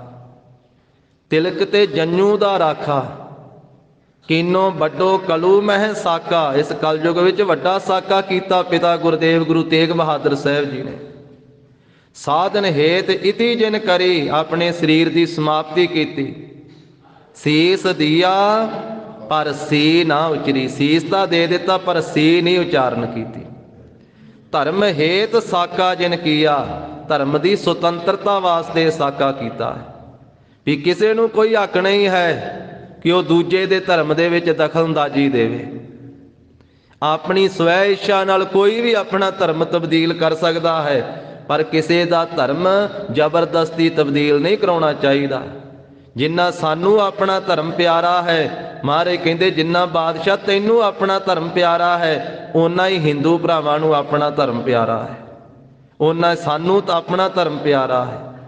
ਇਸ ਕਰਕੇ ਜ਼ਬਰਦਸਤੀ ਕਿਸੇ ਦਾ ਧਰਮ ਤਬਦੀਲ ਨਹੀਂ ਕਰਾਉਣਾ ਚਾਹੀਦਾ। ਧਰਮ ਹੇਤ ਸਾਕਾ ਜਿਨ ਕੀਆ, ਸੀਸ ਦੀਆ ਪਰ ਸਿਰਰ ਨਾ ਦੀਆ। ਸਿਰਰ ਕਹਿੰਦੇ ਪ੍ਰਾਣ ਨੂੰ, ਪ੍ਰਤੱਗਿਆ ਨੂੰ। ਜਿਹੜੀ ਆਖੀ ਸੀ ਨਾ, ਜਾਓ ਕਸ਼ਮੀਰੀ ਪੰਡਤੋ ਜਾ ਕੇ ਉਹ ਕਹਿ ਦਿਓ ਕਿ ਸਾਡੇ ਸਤਿਗੁਰੂ ਸ੍ਰੀ ਗੁਰੂ ਤੇਗ ਬਹਾਦਰ ਸਾਹਿਬ ਹਨ, ਉਹਨਾਂ ਇਕੱਲਿਆਂ ਨੂੰ ਮੁਸਲਮਾਨ ਬਣਾ ਲਓ, ਅਸੀਂ ਸਾਰੇ ਦੇਸ਼ ਵਾਸੀ ਹਿੰਦੂ ਮੁਸਲਮਾਨ ਬਣ ਜਾਵਾਂਗੇ। ਉਹ ਕੀਤਾ ਹੋਇਆ ਸਿਰਰ ਨਹੀਂ ਦਿੱਤਾ, ਸੀਸ ਦੇ ਦਿੱਤਾ। ਸੰਮਤ 1732 11 ਮੱਘਰ ਸੁਦੀ ਪੰਚਵੀਂ ਵੀਰਵਾਰ ਵਾਲੇ ਦਿਨ ਅੱਜ ਦੇ ਦਿਹਾੜੇ ਠੀਕਰ ਫੋਰ ਦਿੱਲੀਸ ਸਿਰ, ਆਪਣੇ ਸਰੀਰ ਦਾ ਠੀਕਰਾ ਦਿੱਲੀ ਦੇ ਬਾਦਸ਼ਾਹ ਦੇ ਸਿਰ ਦੇ ਉੱਤੇ ਤੋੜਿਆ। ਠੀਕਰ ਫੋਰ ਇਹ ਕਲਗੀਧਰ ਪਿਤਾ ਜੀ ਦੇ ਬਚਿੱਤਰ ਨਾਟਕ ਬਾਣੀ ਦੇ ਵਿੱਚ ਉਚਾਰਨ ਕੀਤੇ ਹੋਏ ਬੋਲ ਹਨ। ਠੀਕਰ ਫੋਰ ਦਿੱਲੀਸ ਸਿਰ ਪ੍ਰਭਪੁਰ ਕੀਆ ਪਿਆਨ, ਤੇਗ ਬਹਾਦਰ ਸੀ ਕਿਰਿਆ ਕਰੀ ਨਾ ਕਿਨਹੂ ਆਨ। ਕਿਸੇ ਹੋਰ ਨੇ ਨਹੀਂ ਐਸੀ ਕਰਨੀ ਕੀਤੀ। ਤੇਗ ਬਹਾਦਰ ਕੇ ਚਲਤ, ਸੰਸਾਰ 'ਚ ਜਦੋਂ ਮਹਾਰਾਜ ਨੇ ਅਕਾਲ ਚਲਾਣਾ ਕੀਤਾ, ਸ਼ਹੀਦੀ ਪ੍ਰਾਪਤ ਕੀਤੀ। ਤੇਗ ਬਹਾਦਰ ਕੇ ਚਲਤ ਭਇਓ ਜਗਤ ਕੋ ਸੋਕ, ਜਗ ਵਿੱਚ ਸੋਕ ਪੈਦਾ ਹੋਇਆ। ਭਇਓ ਜਗਤ ਕੋ ਸੋਕ ਹੈ ਸਭ ਜਗ ਭਇਓ ਜੈ ਜੈ ਜੈ ਸੁਰ ਲੋਕ। ਸੁਰ ਲੋਕ ਵਿੱਚ ਜੈ ਜੈਕਾਰਾਂ ਹੋਈਆਂ। ਜਦੋਂ ਮਹਾਰਾਜ ਦਾ ਸੀਸ ਧੜ ਤੋਂ ਵੱਖਰਾ ਹੋਇਆ ਨਾ ਸਾਧ ਸੰਗਤ ਜੀ, ਲਾਲ ਰੰਗ ਦੀ ਹਨੇਰੀ ਆਈ ਉਸ ਵੇਲੇ, ਲਾਲ ਰੰਗ ਦੀ, ਇਤਿਹਾਸ ਵਿੱਚ ਲਿਖਿਆ। ਬਹੁਤ ਝੱਖੜ ਝੁੱਲਿਆ। ਆਮ ਹੀ ਪੁਰਾਣੇ ਸਮੇਂ 'ਚ ਕੋਈ ਗੈਰ ਜੀ ਚੜ੍ਹਦੀ ਹੋਵੇ ਤੇ ਬਜ਼ੁਰਗ ਕਿਹਾ ਕਰਦੇ ਸੀ ਅੱਜ ਕਿਸੇ ਪਾਸੇ ਕੋਈ ਕਤਲ ਹੋਇਆ ਹੈ, ਕਿਸੇ ਪਾਸੇ ਕੋਈ ਜ਼ੁਲਮ ਹੋਇਆ ਹੈ, ਕੋਈ ਪਾਪ ਹੋਇਆ ਹੈ। ਪਿਛਲੇ ਸਮੇਂ 'ਚ ਇਸ ਤਰ੍ਹਾਂ ਦਾ ਵਰਤਾਰਾ ਸੀ, ਹੁਣ ਤਾਂ ਪਾਪ ਦਾ ਹੀ ਵਰਤਾਰਾ ਜ਼ਿਆਦਾ ਵੱਧ ਗਿਆ। ਤਾਂ ਉਸ ਮੌਕੇ ਦੇ ਉੱਤੇ ਜਦੋਂ ਮਹਾਰਾਜ ਦੀ ਸ਼ਹਾਦਤ ਹੁੰਦੀ ਹੈ ਤੇ ਲਾਲ ਰੰਗ ਦੀ ਗੈਰ ਚੜ੍ਹਦੀ ਹੈ, ਹਨੇਰੀ ਆਉਂਦੀ ਹੈ। ਉਸ ਮੌਕੇ ਤੇ ਹੀ ਭਾਈ ਜੈਤਾ ਜੀ ਮਹਾਰਾਜ ਦਾ ਸੀਸ ਲੈ ਕਰਕੇ ਮੰਜ਼ਲਾਂ ਮਾਰਦੇ ਆਨੰਦਪੁਰ ਸਾਹਿਬ ਨੂੰ ਜਾਂਦੇ ਆ। ਭਾਈ ਲੱਖੀ ਸ਼ਾਹ ਜੀ ਵਣਜਾਰਾ ਜੋ ਰੂੰ ਦੇ ਲੱਦੇ ਹੋਏ ਗੱਡੇ ਲੈ ਕੇ ਆ ਰਹੇ ਸੀ, ਮਹਾਰਾਜ ਦਾ ਧੜ ਲੈ ਕਰਕੇ ਰੂੰ ਵਿੱਚ ਰੱਖ ਕਰਕੇ ਗੱਡਿਆਂ 'ਚ, ਤੇ ਆਪਣੀ ਝੁੱਗੀ ਵਿੱਚ ਜਾ ਕਰਕੇ ਮਹਾਰਾਜ ਸਾਹਿਬ ਜੀ ਦਾ ਪਵਿੱਤਰ ਧੜ ਦਾ ਸੰਸਕਾਰ ਕਰਦੇ ਲੱਖੀ ਸ਼ਾਹ ਵਣਜਾਰਾ। ਇਹ ਸ਼ਹੀਦ ਭਾਈ ਮਣੀ ਸਿੰਘ ਸਾਹਿਬ ਜੀ ਦੇ ਸਤਿਕਾਰਯੋਗ ਸਹੁਰਾ ਸਾਹਿਬ ਸਨ, ਲੱਖੀ ਸ਼ਾਹ ਵਣਜਾਰਾ ਜੀ। ਉਹਨਾਂ ਨੇ ਆਪਣੇ ਘਰੇ ਮਹਾਰਾਜ ਸਾਹਿਬ ਜੀ ਦੇ ਧੜ ਦਾ ਸੰਸਕਾਰ ਕੀਤਾ ਤੇ ਬਾਹਰ ਨਿਕਲ ਕੇ ਘਰ ਨੂੰ ਹੀ ਅੱਗ ਲਾ ਕੇ ਬਾਹਰ ਰੌਲਾ ਪਾ ਰਹੇ ਸੀ, ਲੋਕੋ ਮੈਂ ਲੁੱਟਿਆ ਗਿਆ, ਮੇਰਾ ਘਰ ਸੜ ਗਿਆ। ਦੁਨੀਆ ਇਕੱਠੀ ਹੋ ਗਈ। ਉਹ ਕਹਿੰਦੇ ਵਿਚਾਰੇ ਦਾ ਘਰ ਸੜੀ ਜਾਂਦਾ ਤਾਂ, ਪਰ ਅੰਦਰ ਦੁੱਖ ਸੀ, ਮੇਰੇ ਸਤਿਗੁਰੂ ਜੀ ਸ਼ਹੀਦੀ ਪਾ ਗਏ। ਅੰਦਰ ਅੰਗੀਠਾ ਬਣਾ ਕੇ ਮਹਾਰਾਜ ਸਾਹਿਬ ਜੀ ਦਾ ਸੰਸਕਾਰ ਕੀਤਾ ਸੀ ਧੜ ਦਾ। ਉੱਥੇ ਗੁਰਦੁਆਰਾ ਰਕਾਬਗੰਜ ਸਾਹਿਬ ਸੋਭਾ ਪਾਉਂਦਾ ਹੈ। ਗਿਆਨੀ ਗਿਆਨ ਸਿੰਘ ਜੀ ਨੇ ਲਿਖਿਆ ਵੀ ਜੇ ਗੁਰੂ ਤੇਗ ਬਹਾਦਰ ਸਾਹਿਬ ਕੁਰਬਾਨੀ ਨਾ ਕਰਦੇ, ਜੱਗ ਵਿੱਚ ਹਿੰਦੂ ਧਰਮ ਨਹੀਂ ਸੀ ਰਹਿਣਾ। ਮੰਦਰ ਨਹੀਂ ਸੀ ਹੋਣੇ, ਟੱਲ ਨਹੀਂ ਸੀ ਖੜਕਣੇ, ਤੇ ਵੇਦਾਂ ਦੀ ਕਥਾ ਨਹੀਂ ਸੀ ਹੋਣੀ, ਸ਼ਾਸਤਰ ਸਿਮਰਤੀਆਂ ਪੁਰਾਣ ਨਹੀਂ ਸੀ ਹੋਣੇ। ਗੱਲ ਕੀ ਵੀ ਤਿਲਕ ਵਾਲਾ ਤੇ ਜੰਨੂ ਵਾਲਾ ਕੋਈ ਲੱਭਣਾ ਨਹੀਂ ਸੀ ਜੱਗ ਵਿੱਚ, ਜੇ ਗੁਰੂ ਤੇਗ ਬਹਾਦਰ ਸਾਹਿਬ ਕੁਰਬਾਨੀ ਨਾ ਕਰਦੇ। ਉਹਨਾਂ ਦਾ ਬਚਨ ਹੈ, ਜਗ ਹਿੰਦ ਧਰਮ ਕਹਾ ਰਹਿ ਤੋ, ਅੱਗ ਤੱਗ ਤਿਲਕ ਨਾ ਦੇਖਣ ਪਾਤੇ, ਤੀਰਥ ਦੇਵ ਸਥਾਨ ਪੁਰਾਣ ਸਭੀ ਧਰਮਾਗਮ ਵੀ ਉੱਠ ਜਾਤੇ। ਜਿੰਨੇ ਤੀਰਥ ਵਾ ਨਾ, ਦੇਵੀ ਦੇਵਤਿਆਂ ਦੇ ਸਥਾਨ, ਉਹ ਵੀ ਸਾਰੇ ਸਮਾਪਤ ਹੋ ਜਾਣੇ ਸੀ। ਹੋਣਾ ਕੀ ਸੀ ਫਿਰ? ਕਹਿੰਦੇ ਰੋਜਾ ਬਾਗ ਨਿਵਾਜ ਕਤੇਬ ਮਸੀਤ ਜਹੀ ਸਭ ਜਗ ਦਰਸਾਤੇ। ਮਸੀਤਾਂ ਬਣ ਜਾਣੀਆਂ ਸੀ, ਬਾਂਗਾਂ ਚਾਰ ਚਫੇਰੇ ਸੁਣਾਈ ਦੇਣੀਆਂ ਸੀ, ਰੋਜੇ ਰੱਖੇ ਜਾਣੇ ਸੀ। ਰੋਜਾ ਬਾਗ ਨਿਵਾਜ ਕਤੇਬ ਮਸੀਤ ਜਹੀ ਸਭ ਜਗ ਦਰਸਾਤੇ, ਗੁਰ ਤੇਗ ਬਹਾਦਰ ਹਿੰਦਨ ਚਾਦਰ ਕਾਦਰ ਜੌਣਾ ਧਰਾ ਪ੍ਰਗਟਾਤੇ। ਤੇ ਕਵੀ ਰਾਜ ਭਾਈ ਸੰਤੋਖ ਸਿੰਘ ਜੀ ਨੇ ਆਖਿਆ, ਜੇ ਗੁਰੂ ਗੋਬਿੰਦ ਸਿੰਘ ਮਹਾਰਾਜ ਇਹ ਕੁਰਬਾਨੀ ਨਾ ਕਰਦੇ ਤੇ ਫਿਰ ਇਸ ਥਾਂ ਦੇ ਉੱਤੇ ਹਿੰਦੂ ਧਰਮ ਦੀ ਸਮਾਪਤੀ ਹੋ ਜਾਣੀ ਸੀ, ਦੇਵੀ ਦੇਵਤਿਆਂ ਦੇ ਦੇਰੇ ਨਹੀਂ ਸੀ ਲੱਭਣੇ। ਕੀ ਹੋਣਾ ਸੀ? ਮੁਸਲਮਾਨ ਹੀ ਮੁਸਲਮਾਨ ਧਰਮ ਹੋਣਾ ਸੀ ਇੱਥੇ ਇਕੱਲਾ। ਛਾਏ ਜਾਤੀ ਏਕਤਾ ਅਨੇਕਤਾ ਬਿਲਾਏ ਜਾਤੀ, ਹੋਵਤੀ ਕੁਚੀਲਤਾ ਕਤੇਬਨ ਕੁਰਾਨ ਕੀ। ਕੁਚੀਲਤਾ ਤੋਂ ਭਾਵ ਕਤੇਬਾਂ ਤੇ ਕੁਰਾਨ ਬਹੁਤੇ ਹੋ ਜਾਣੇ ਸੀ ਇੱਥੇ। ਛਾਏ ਜਾਤੀ ਏਕਤਾ ਅਨੇਕਤਾ ਬਿਲਾਏ ਜਾਤੀ, ਹੋਵਤੀ ਕੁਚੀਲਤਾ ਕਤੇਬਨ ਕੁਰਾਨ ਕੀ, ਪਾਪ ਪ੍ਰਪੱਕ ਜਾਤੇ ਧਰਮ ਤਸਕ ਜਾਤੇ, ਵਰਨ ਗਰਕ ਜਾਤੇ ਸਹਿਤ ਵਿਧਾਨ ਕੀ। ਜਿਹੜੇ ਚਾਰ ਵਰਨ ਆ ਨਾ, ਖੱਤਰੀ ਬ੍ਰਾਹਮਣ ਸ਼ੂਦ ਵੈਸ ਹਿੰਦੂ ਧਰਮ ਦੇ ਵਿੱਚ, ਉਹ ਵਰਨ ਗਰਕ ਹੋ ਜਾਣੇ ਸੀ, ਫਿਰ ਕੋਈ ਨਹੀਂ ਸੀ ਲੱਭਣਾ। ਵਰਨ ਗਰਕ ਜਾਤੇ ਸਹਿਤ ਵਿਧਾਨ ਕੀ, ਦੇਵੀ ਦੇਵ ਦੇਹੁਰੇ ਸੰਤੋਖ ਸਿੰਘਾ ਦੂਰ ਹੋਤੇ, ਰੀਤ ਮਿਟ ਜਾਤੀ ਕਥਾ ਵੇਦਨ ਪੁਰਾਣ ਕੀ। ਵੇਦਾਂ ਪੁਰਾਣਾਂ ਦੀ ਕਥਾ ਦੀ ਰੀਤ ਹੀ ਮਿਟ ਜਾਣੀ ਸੀ, ਮੰਦਰ ਹੀ ਸਮਾਪਤ ਹੋ ਜਾਣੇ ਸੀ। ਇਹ ਤਾਂ ਗੁਰੂ ਤੇਗ ਬਹਾਦਰ ਸਾਹਿਬ ਜੀ ਦੀ ਕਿਰਪਾ ਹੈ। ਇਹ ਤਾਂ ਗੁਰੂ ਗੋਬਿੰਦ ਸਿੰਘ ਜੀ ਦੀ ਕੁਰਬਾਨੀ, ਜਿਨ੍ਹਾਂ ਨੇ ਆਪਣਾ ਪਿਤਾ ਕੁਰਬਾਨ ਕੀਤਾ ਹੈ। ਦੇਵੀ ਦੇਵ ਦੇਹੁਰੇ ਸੰਤੋਖ ਸਿੰਘਾ ਦੂਰ ਹੋਤੇ, ਰੀਤ ਮਿਟ ਜਾਤੀ ਕਥਾ ਵੇਦਨ ਪੁਰਾਣ ਕੀ, ਸ੍ਰੀ ਗੁਰੂ ਗੋਬਿੰਦ ਸਿੰਘ ਪਾਵਨ ਪਰਮ ਸੂਰ, ਮੂਰਤ ਨਾ ਹੋਤੀ ਜਾਓ ਪੈ ਕਰੁਣਾ ਨਿਧਾਨ ਕੀ। ਧੰਨ ਸ੍ਰੀ ਗੁਰੂ ਤੇਗ ਬਹਾਦਰ ਸਾਹਿਬ ਮਹਾਰਾਜ ਜੀ ਦੀ ਸ਼ਹਾਦਤ ਨੂੰ ਰੋਮ ਰੋਮ ਕਰਕੇ ਨਮਸਕਾਰ ਹੈ। ਸਤਿਗੁਰੂ ਸਾਹਿਬ ਜੀ ਦੀ ਮਹਾਨ ਸ਼ਹਾਦਤ ਅੱਜ ਦੇ ਦਿਹਾੜੇ ਹੋਈ, ਜੋ ਲੜੀਵਾਰ ਰੂਪ ਦੇ ਵਿੱਚ ਸਤਿਗੁਰੂ ਜੀ ਨੇ ਪਵਿੱਤਰ ਸ਼ਬਦ ਬਖਸ਼ਿਸ਼ ਕੀਤਾ ਹੈ। ਰਹਿੰਦੇ ਸਮੇਂ ਦੇ ਵਿੱਚ ਭਾਵਨਾ ਸਹਿਤ ਸਰਵਣ ਕਰੀਏ ਜੀ। ਵਾਹਿਗੁਰੂ ਵਾਹਿਗੁਰੂ ਜੀ। ਰਾਮ ਕਲੀ ਮਹੱਲਾ ਪੰਜਵਾ। ਰਾਮ ਕਲੀ ਰਾਗ ਹੈ, ਸ੍ਰੀ ਗੁਰੂ ਗ੍ਰੰਥ ਸਾਹਿਬ ਜੀ ਦੀ ਅੰਮ੍ਰਿਤ ਬਾਣੀ ਦਾ 18ਵਾਂ ਰਾਗ ਹੈ।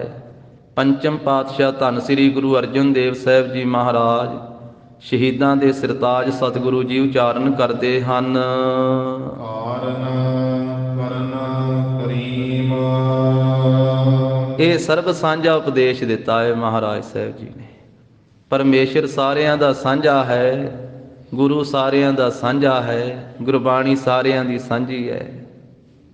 ਪਰਮੇਸ਼ਰ ਦੀ ਰਚਨਾ ਸਾਰੀ ਸ੍ਰਿਸ਼ਟੀ ਵਾਸਤੇ ਸਾਂਝੀ ਹੈ। ਹਾਂ, ਮਨੁੱਖ ਨੇ ਵੰਡ ਲਿਆ ਇਹ ਤੇ 100 ਵਾਰੀ ਵੰਡੀਆਂ ਪਾ ਲਈਆਂ ਹਨ, ਪਰ ਹਵਾ ਕਿਸੇ ਨਾਲ ਵਿਤਕਰਾ ਥੋੜ੍ਹਾ ਕਰਦੀ ਹੈ, ਅੱਗ ਕਿਸੇ ਨਾਲ ਵਿਤਕਰਾ ਥੋੜ੍ਹਾ ਕਰਦੀ ਹੈ, ਧਰਤੀ ਮਿੱਟੀ ਕਿਸੇ ਨਾਲ ਵਿਤਕਰਾ ਥੋੜ੍ਹਾ ਕਰਦੀ ਹੈ। ਪਾਣੀ ਪੌਣ ਪਾਣੀ ਅਗਨੀ ਆਕਾਸ਼ ਸਭ ਦਾ ਸਾਂਝਾ ਹੈ, ਪਰਮੇਸ਼ਰ ਸਭ ਦਾ ਸਾਂਝਾ ਹੈ, ਇਸ ਕਰਕੇ ਸਰਬ ਸਾਂਝਾ ਉਪਦੇਸ਼ ਮਹਾਰਾਜ ਦੇ ਰਹੇ। ਗੁਰੂ ਅਰਜਨ ਦੇਵ ਸਾਹਿਬ ਮਹਾਰਾਜ ਕਹਿੰਦੇ ਹਨ ਕਿ ਉਹ ਵਾਹਿਗੁਰੂ ਕਾਰਨ ਕਰਨ, ਸਾਰੇ ਕਾਰਨਾਂ ਨੂੰ ਕਰਨ ਵਾਲਾ ਹੈ। ਉਹਨੇ ਪੰਜ ਤੱਤ ਪੈਦਾ ਕੀਤੇ, ਉਹਨੇ ਜਗਤ ਨੂੰ ਪੈਦਾ ਕੀਤਾ ਹੈ। ਉਸੇ ਨੂੰ ਹੀ ਸਨਾਤਨ ਮਤ ਦੇ ਵਿੱਚ ਕਾਰਨ ਕਰਨ ਕਿਹਾ ਜਾਂਦਾ ਹੈ, ਹਿੰਦੂ ਧਰਮ ਦੇ ਵਿੱਚ। ਤੇ ਮੁਸਲਮਾਨੀ ਧਰਮ ਦੇ ਵਿੱਚ, ਉਹ ਫਾਰਸੀ ਵਿੱਚ ਉਹਨੂੰ ਕਰੀਮ ਕਹਿੰਦੇ ਹਨ। ਇੱਥੇ ਦੋਹਾਂ ਧਰਮਾਂ ਵਿੱਚ ਜਿਹੜੇ ਨਾਮ ਪਰਮੇਸ਼ਰ ਦੇ ਲਏ ਜਾਂਦੇ, ਇਸ ਸ਼ਬਦ ਵਿੱਚ ਉਹ ਸਤਿਗੁਰੂ ਜੀ ਨੇ ਉਚਾਰਨ ਕੀਤੇ ਹਨ।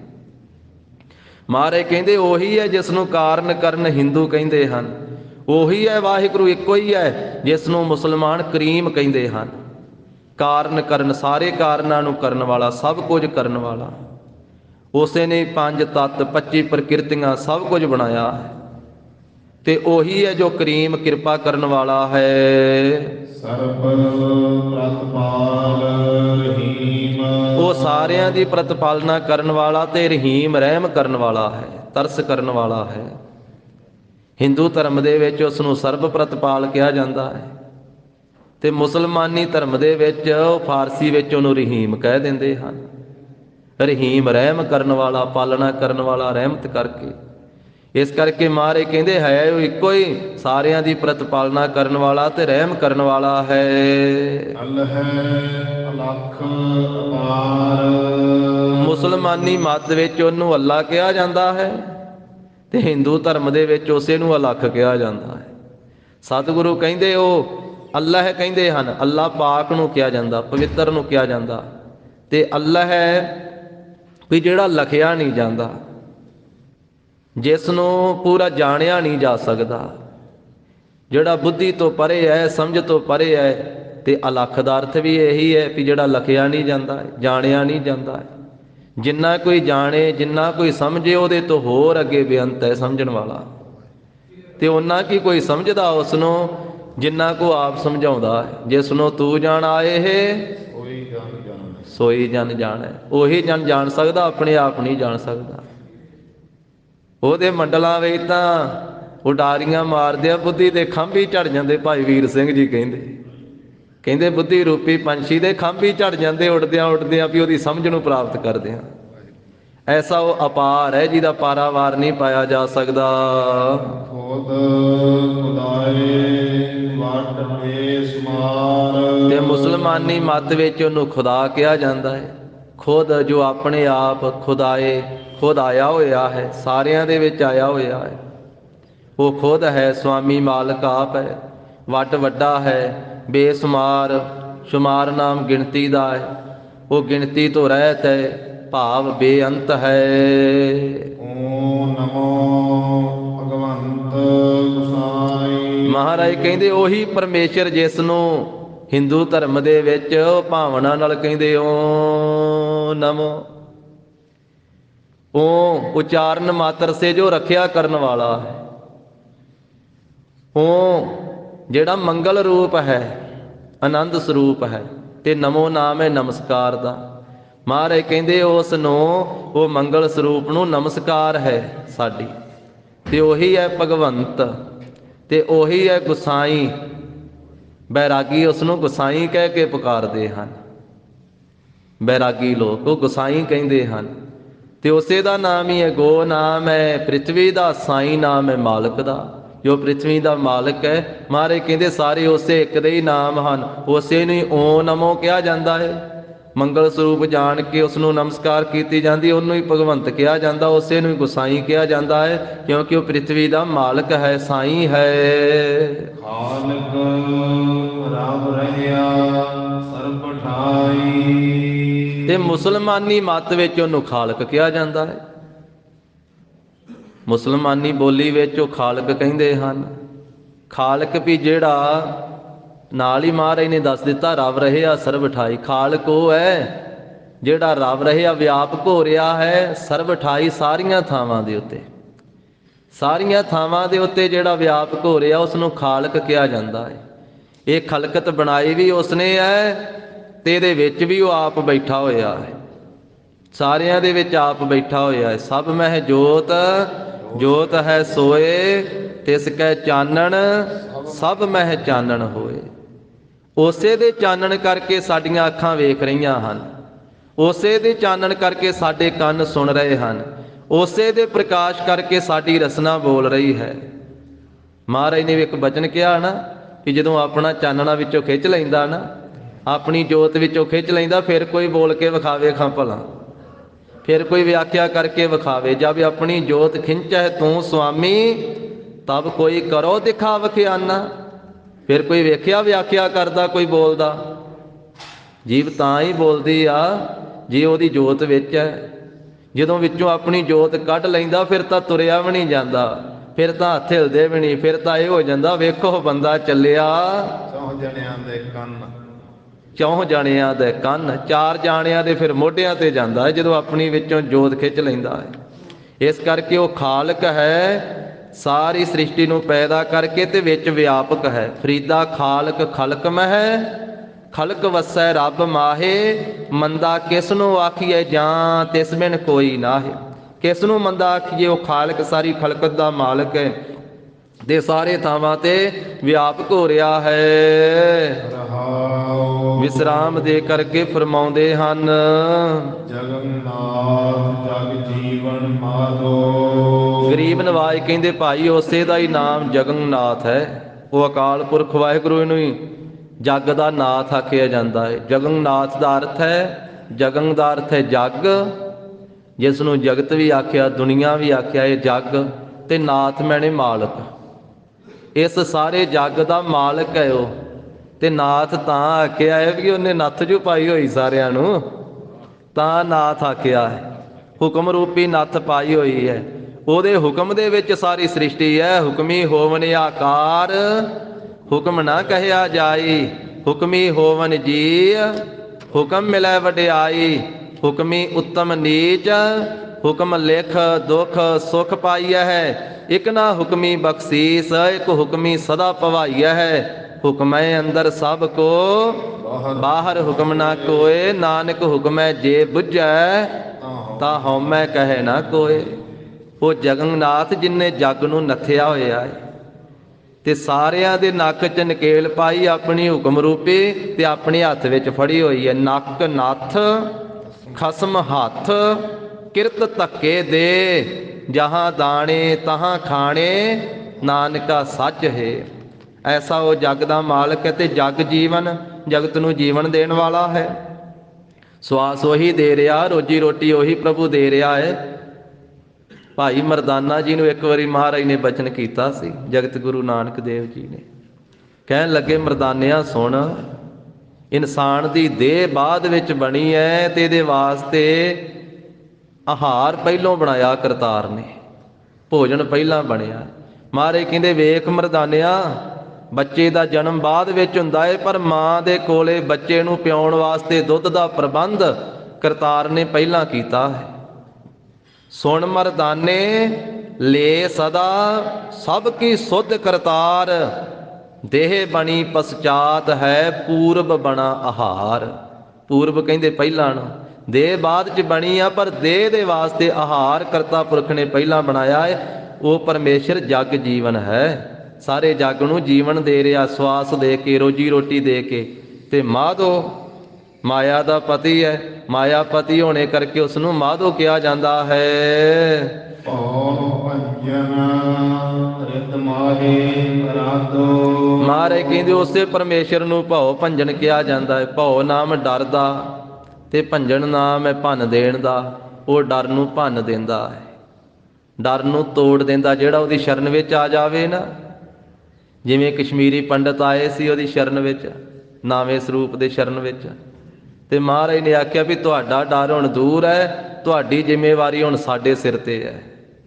ਤੇ ਨਾਵੇਂ ਪਾਤਸ਼ਾਹ ਨੇ ਆਪ ਅੱਜ ਦੇ ਦਿਨ ਸ਼ਹਾਦਤ ਦੇ ਕੇ ਤੇ ਗਰੀਬ ਨਵਾਜ ਨੇ ਕਸ਼ਮੀਰੀ ਪੰਡਤਾਂ ਦਾ, ਹਿੰਦੂਆਂ ਦਾ ਡਰ ਜਿਹੜਾ ਸੀ ਉਹ ਦੂਰ ਕਰ ਦਿੱਤਾ, ਔਰੰਗਜ਼ੇਬ ਦਾ। ਭਉ ਭੰਜਨ ਡਰ ਨੂੰ ਤੋੜ ਦੇਣ ਵਾਲਾ ਹੈ।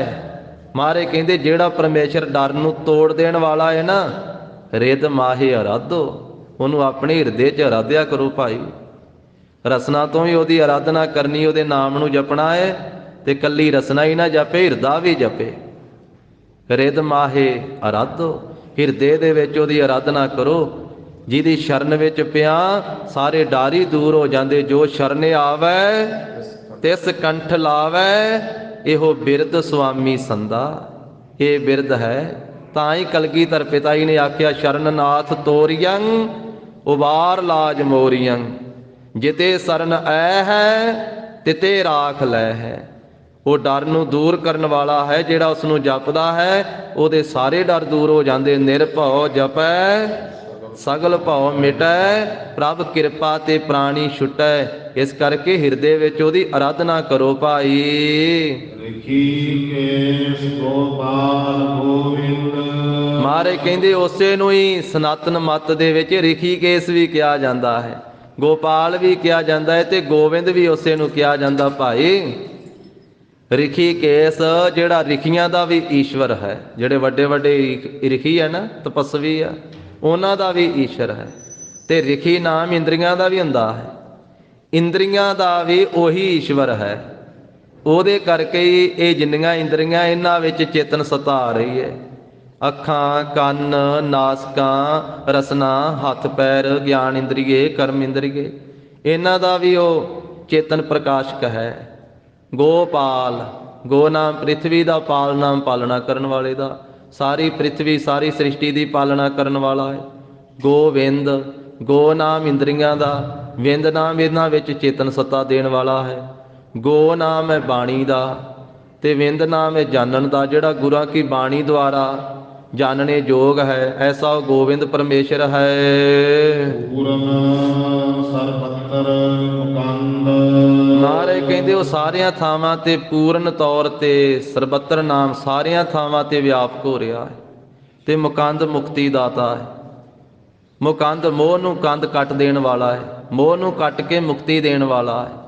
ਤੇ ਪੂਰਨ ਸਰਬੱਤਰ ਸਾਰਿਆਂ ਥਾਵਾਂ ਤੇ ਵਿਆਪਕ ਹੈ। ਆਦ ਪੂਰਨ, ਮੱਧ ਪੂਰਨ, ਅੰਤ ਪੂਰਨ ਪਰਮੇਸ਼ਰ ਹੈ। ਉਹਦੇ 'ਚ ਅਧੂਰਾਪਣ ਹੈ ਹੀ ਨਹੀਂ। ਉਹ ਸਦਾ ਹੀ ਪੂਰਨ ਪਰਿਪੂਰਨ ਪ੍ਰਮਾਤਮਾ ਹੈ। ਸਾਰਿਆਂ ਥਾਵਾਂ ਤੇ ਵਿਆਪਕ ਹੈ। ਕਿ ਸਰਬੱਤਰ ਦੇਸੈ, ਕਿ ਸਰਬੱਤਰ ਭੇਸੈ। ਮਿਹਰਬਾਨ ਮੌਲਾ ਤੁਹੀ ਏਕ। ਮਹਾਰਾਜ ਕਹਿੰਦੇ ਹੈ ਪ੍ਰਭੂ ਤੂੰ ਆਪ ਇੱਕੋ ਇੱਕ, ਤੂੰ ਹੀ ਮਿਹਰਬਾਨ ਹੈ ਤੇ ਤੂੰ ਹੀ ਮੌਲਾ ਹੈ। ਤੈਨੂੰ ਹੀ ਇਸਲਾਮੀ ਲੋਕ ਮਿਹਰਬਾਨ ਕਹਿੰਦੇ ਹਨ ਤੇ ਮੌਲਾ ਕਹਿੰਦੇ ਹਨ। ਇਸਲਾਮ ਦੇ ਵਿੱਚ ਉਹਨੂੰ ਮਿਹਰਬਾਨ ਕਿਹਾ ਜਾਂਦਾ ਹੈ ਵੀ ਮਿਹਰ ਕਰਨ ਵਾਲਾ ਹੈ, ਤਰਸ ਕਰਨ ਵਾਲਾ ਹੈ। ਤੇ ਮੌਲਾ ਕਿਹਾ ਜਾਂਦਾ ਹੈ ਵੀ ਉਹ ਆਪ ਆਨੰਦ ਦੇ ਧਾਰਨ ਕਰਨ ਵਾਲਾ ਹੈ, ਬਾਕੀਆਂ ਨੂੰ ਆਨੰਦ ਦੇ ਸਹਿਤ ਕਰਨ ਵਾਲਾ। ਮੌਲਾ ਖਿੜਿਆ ਹੋਇਆ ਹੈ, ਪ੍ਰਫੁੱਲਤ ਹੈ। ਮੌਲਾ ਖਿੜਿਆ ਹੋਇਆ ਵੀ ਤੂੰ ਇੱਕੋ ਇੱਕ ਆਪ ਹੀ ਹੈ ਤੇ ਮਿਹਰਬਾਨ ਵੀ ਆਪ ਹੀ ਹੈ। ਪੀਰ ਪੈਗੰਬਰ ਸੇਖ। ਤੇ ਉਸੇ ਦੀ ਸ਼ਰਨ ਵਿੱਚ ਪੈਣ ਵਾਲੇ ਹਨ ਵੱਡੇ ਵੱਡੇ ਪੀਰ ਤੇ ਪੈਗੰਬਰ। ਮੁਸਲਮਾਨੀ ਮੱਤ ਵਿੱਚ ਜਿਹੜੇ ਪੈਗੰਬਰ ਹਨ, ਅੰਬਰੀ ਪੈਗਾਮ ਲਿਆਉਣ ਵਾਲੇ, ਤੇ ਸੇਖ।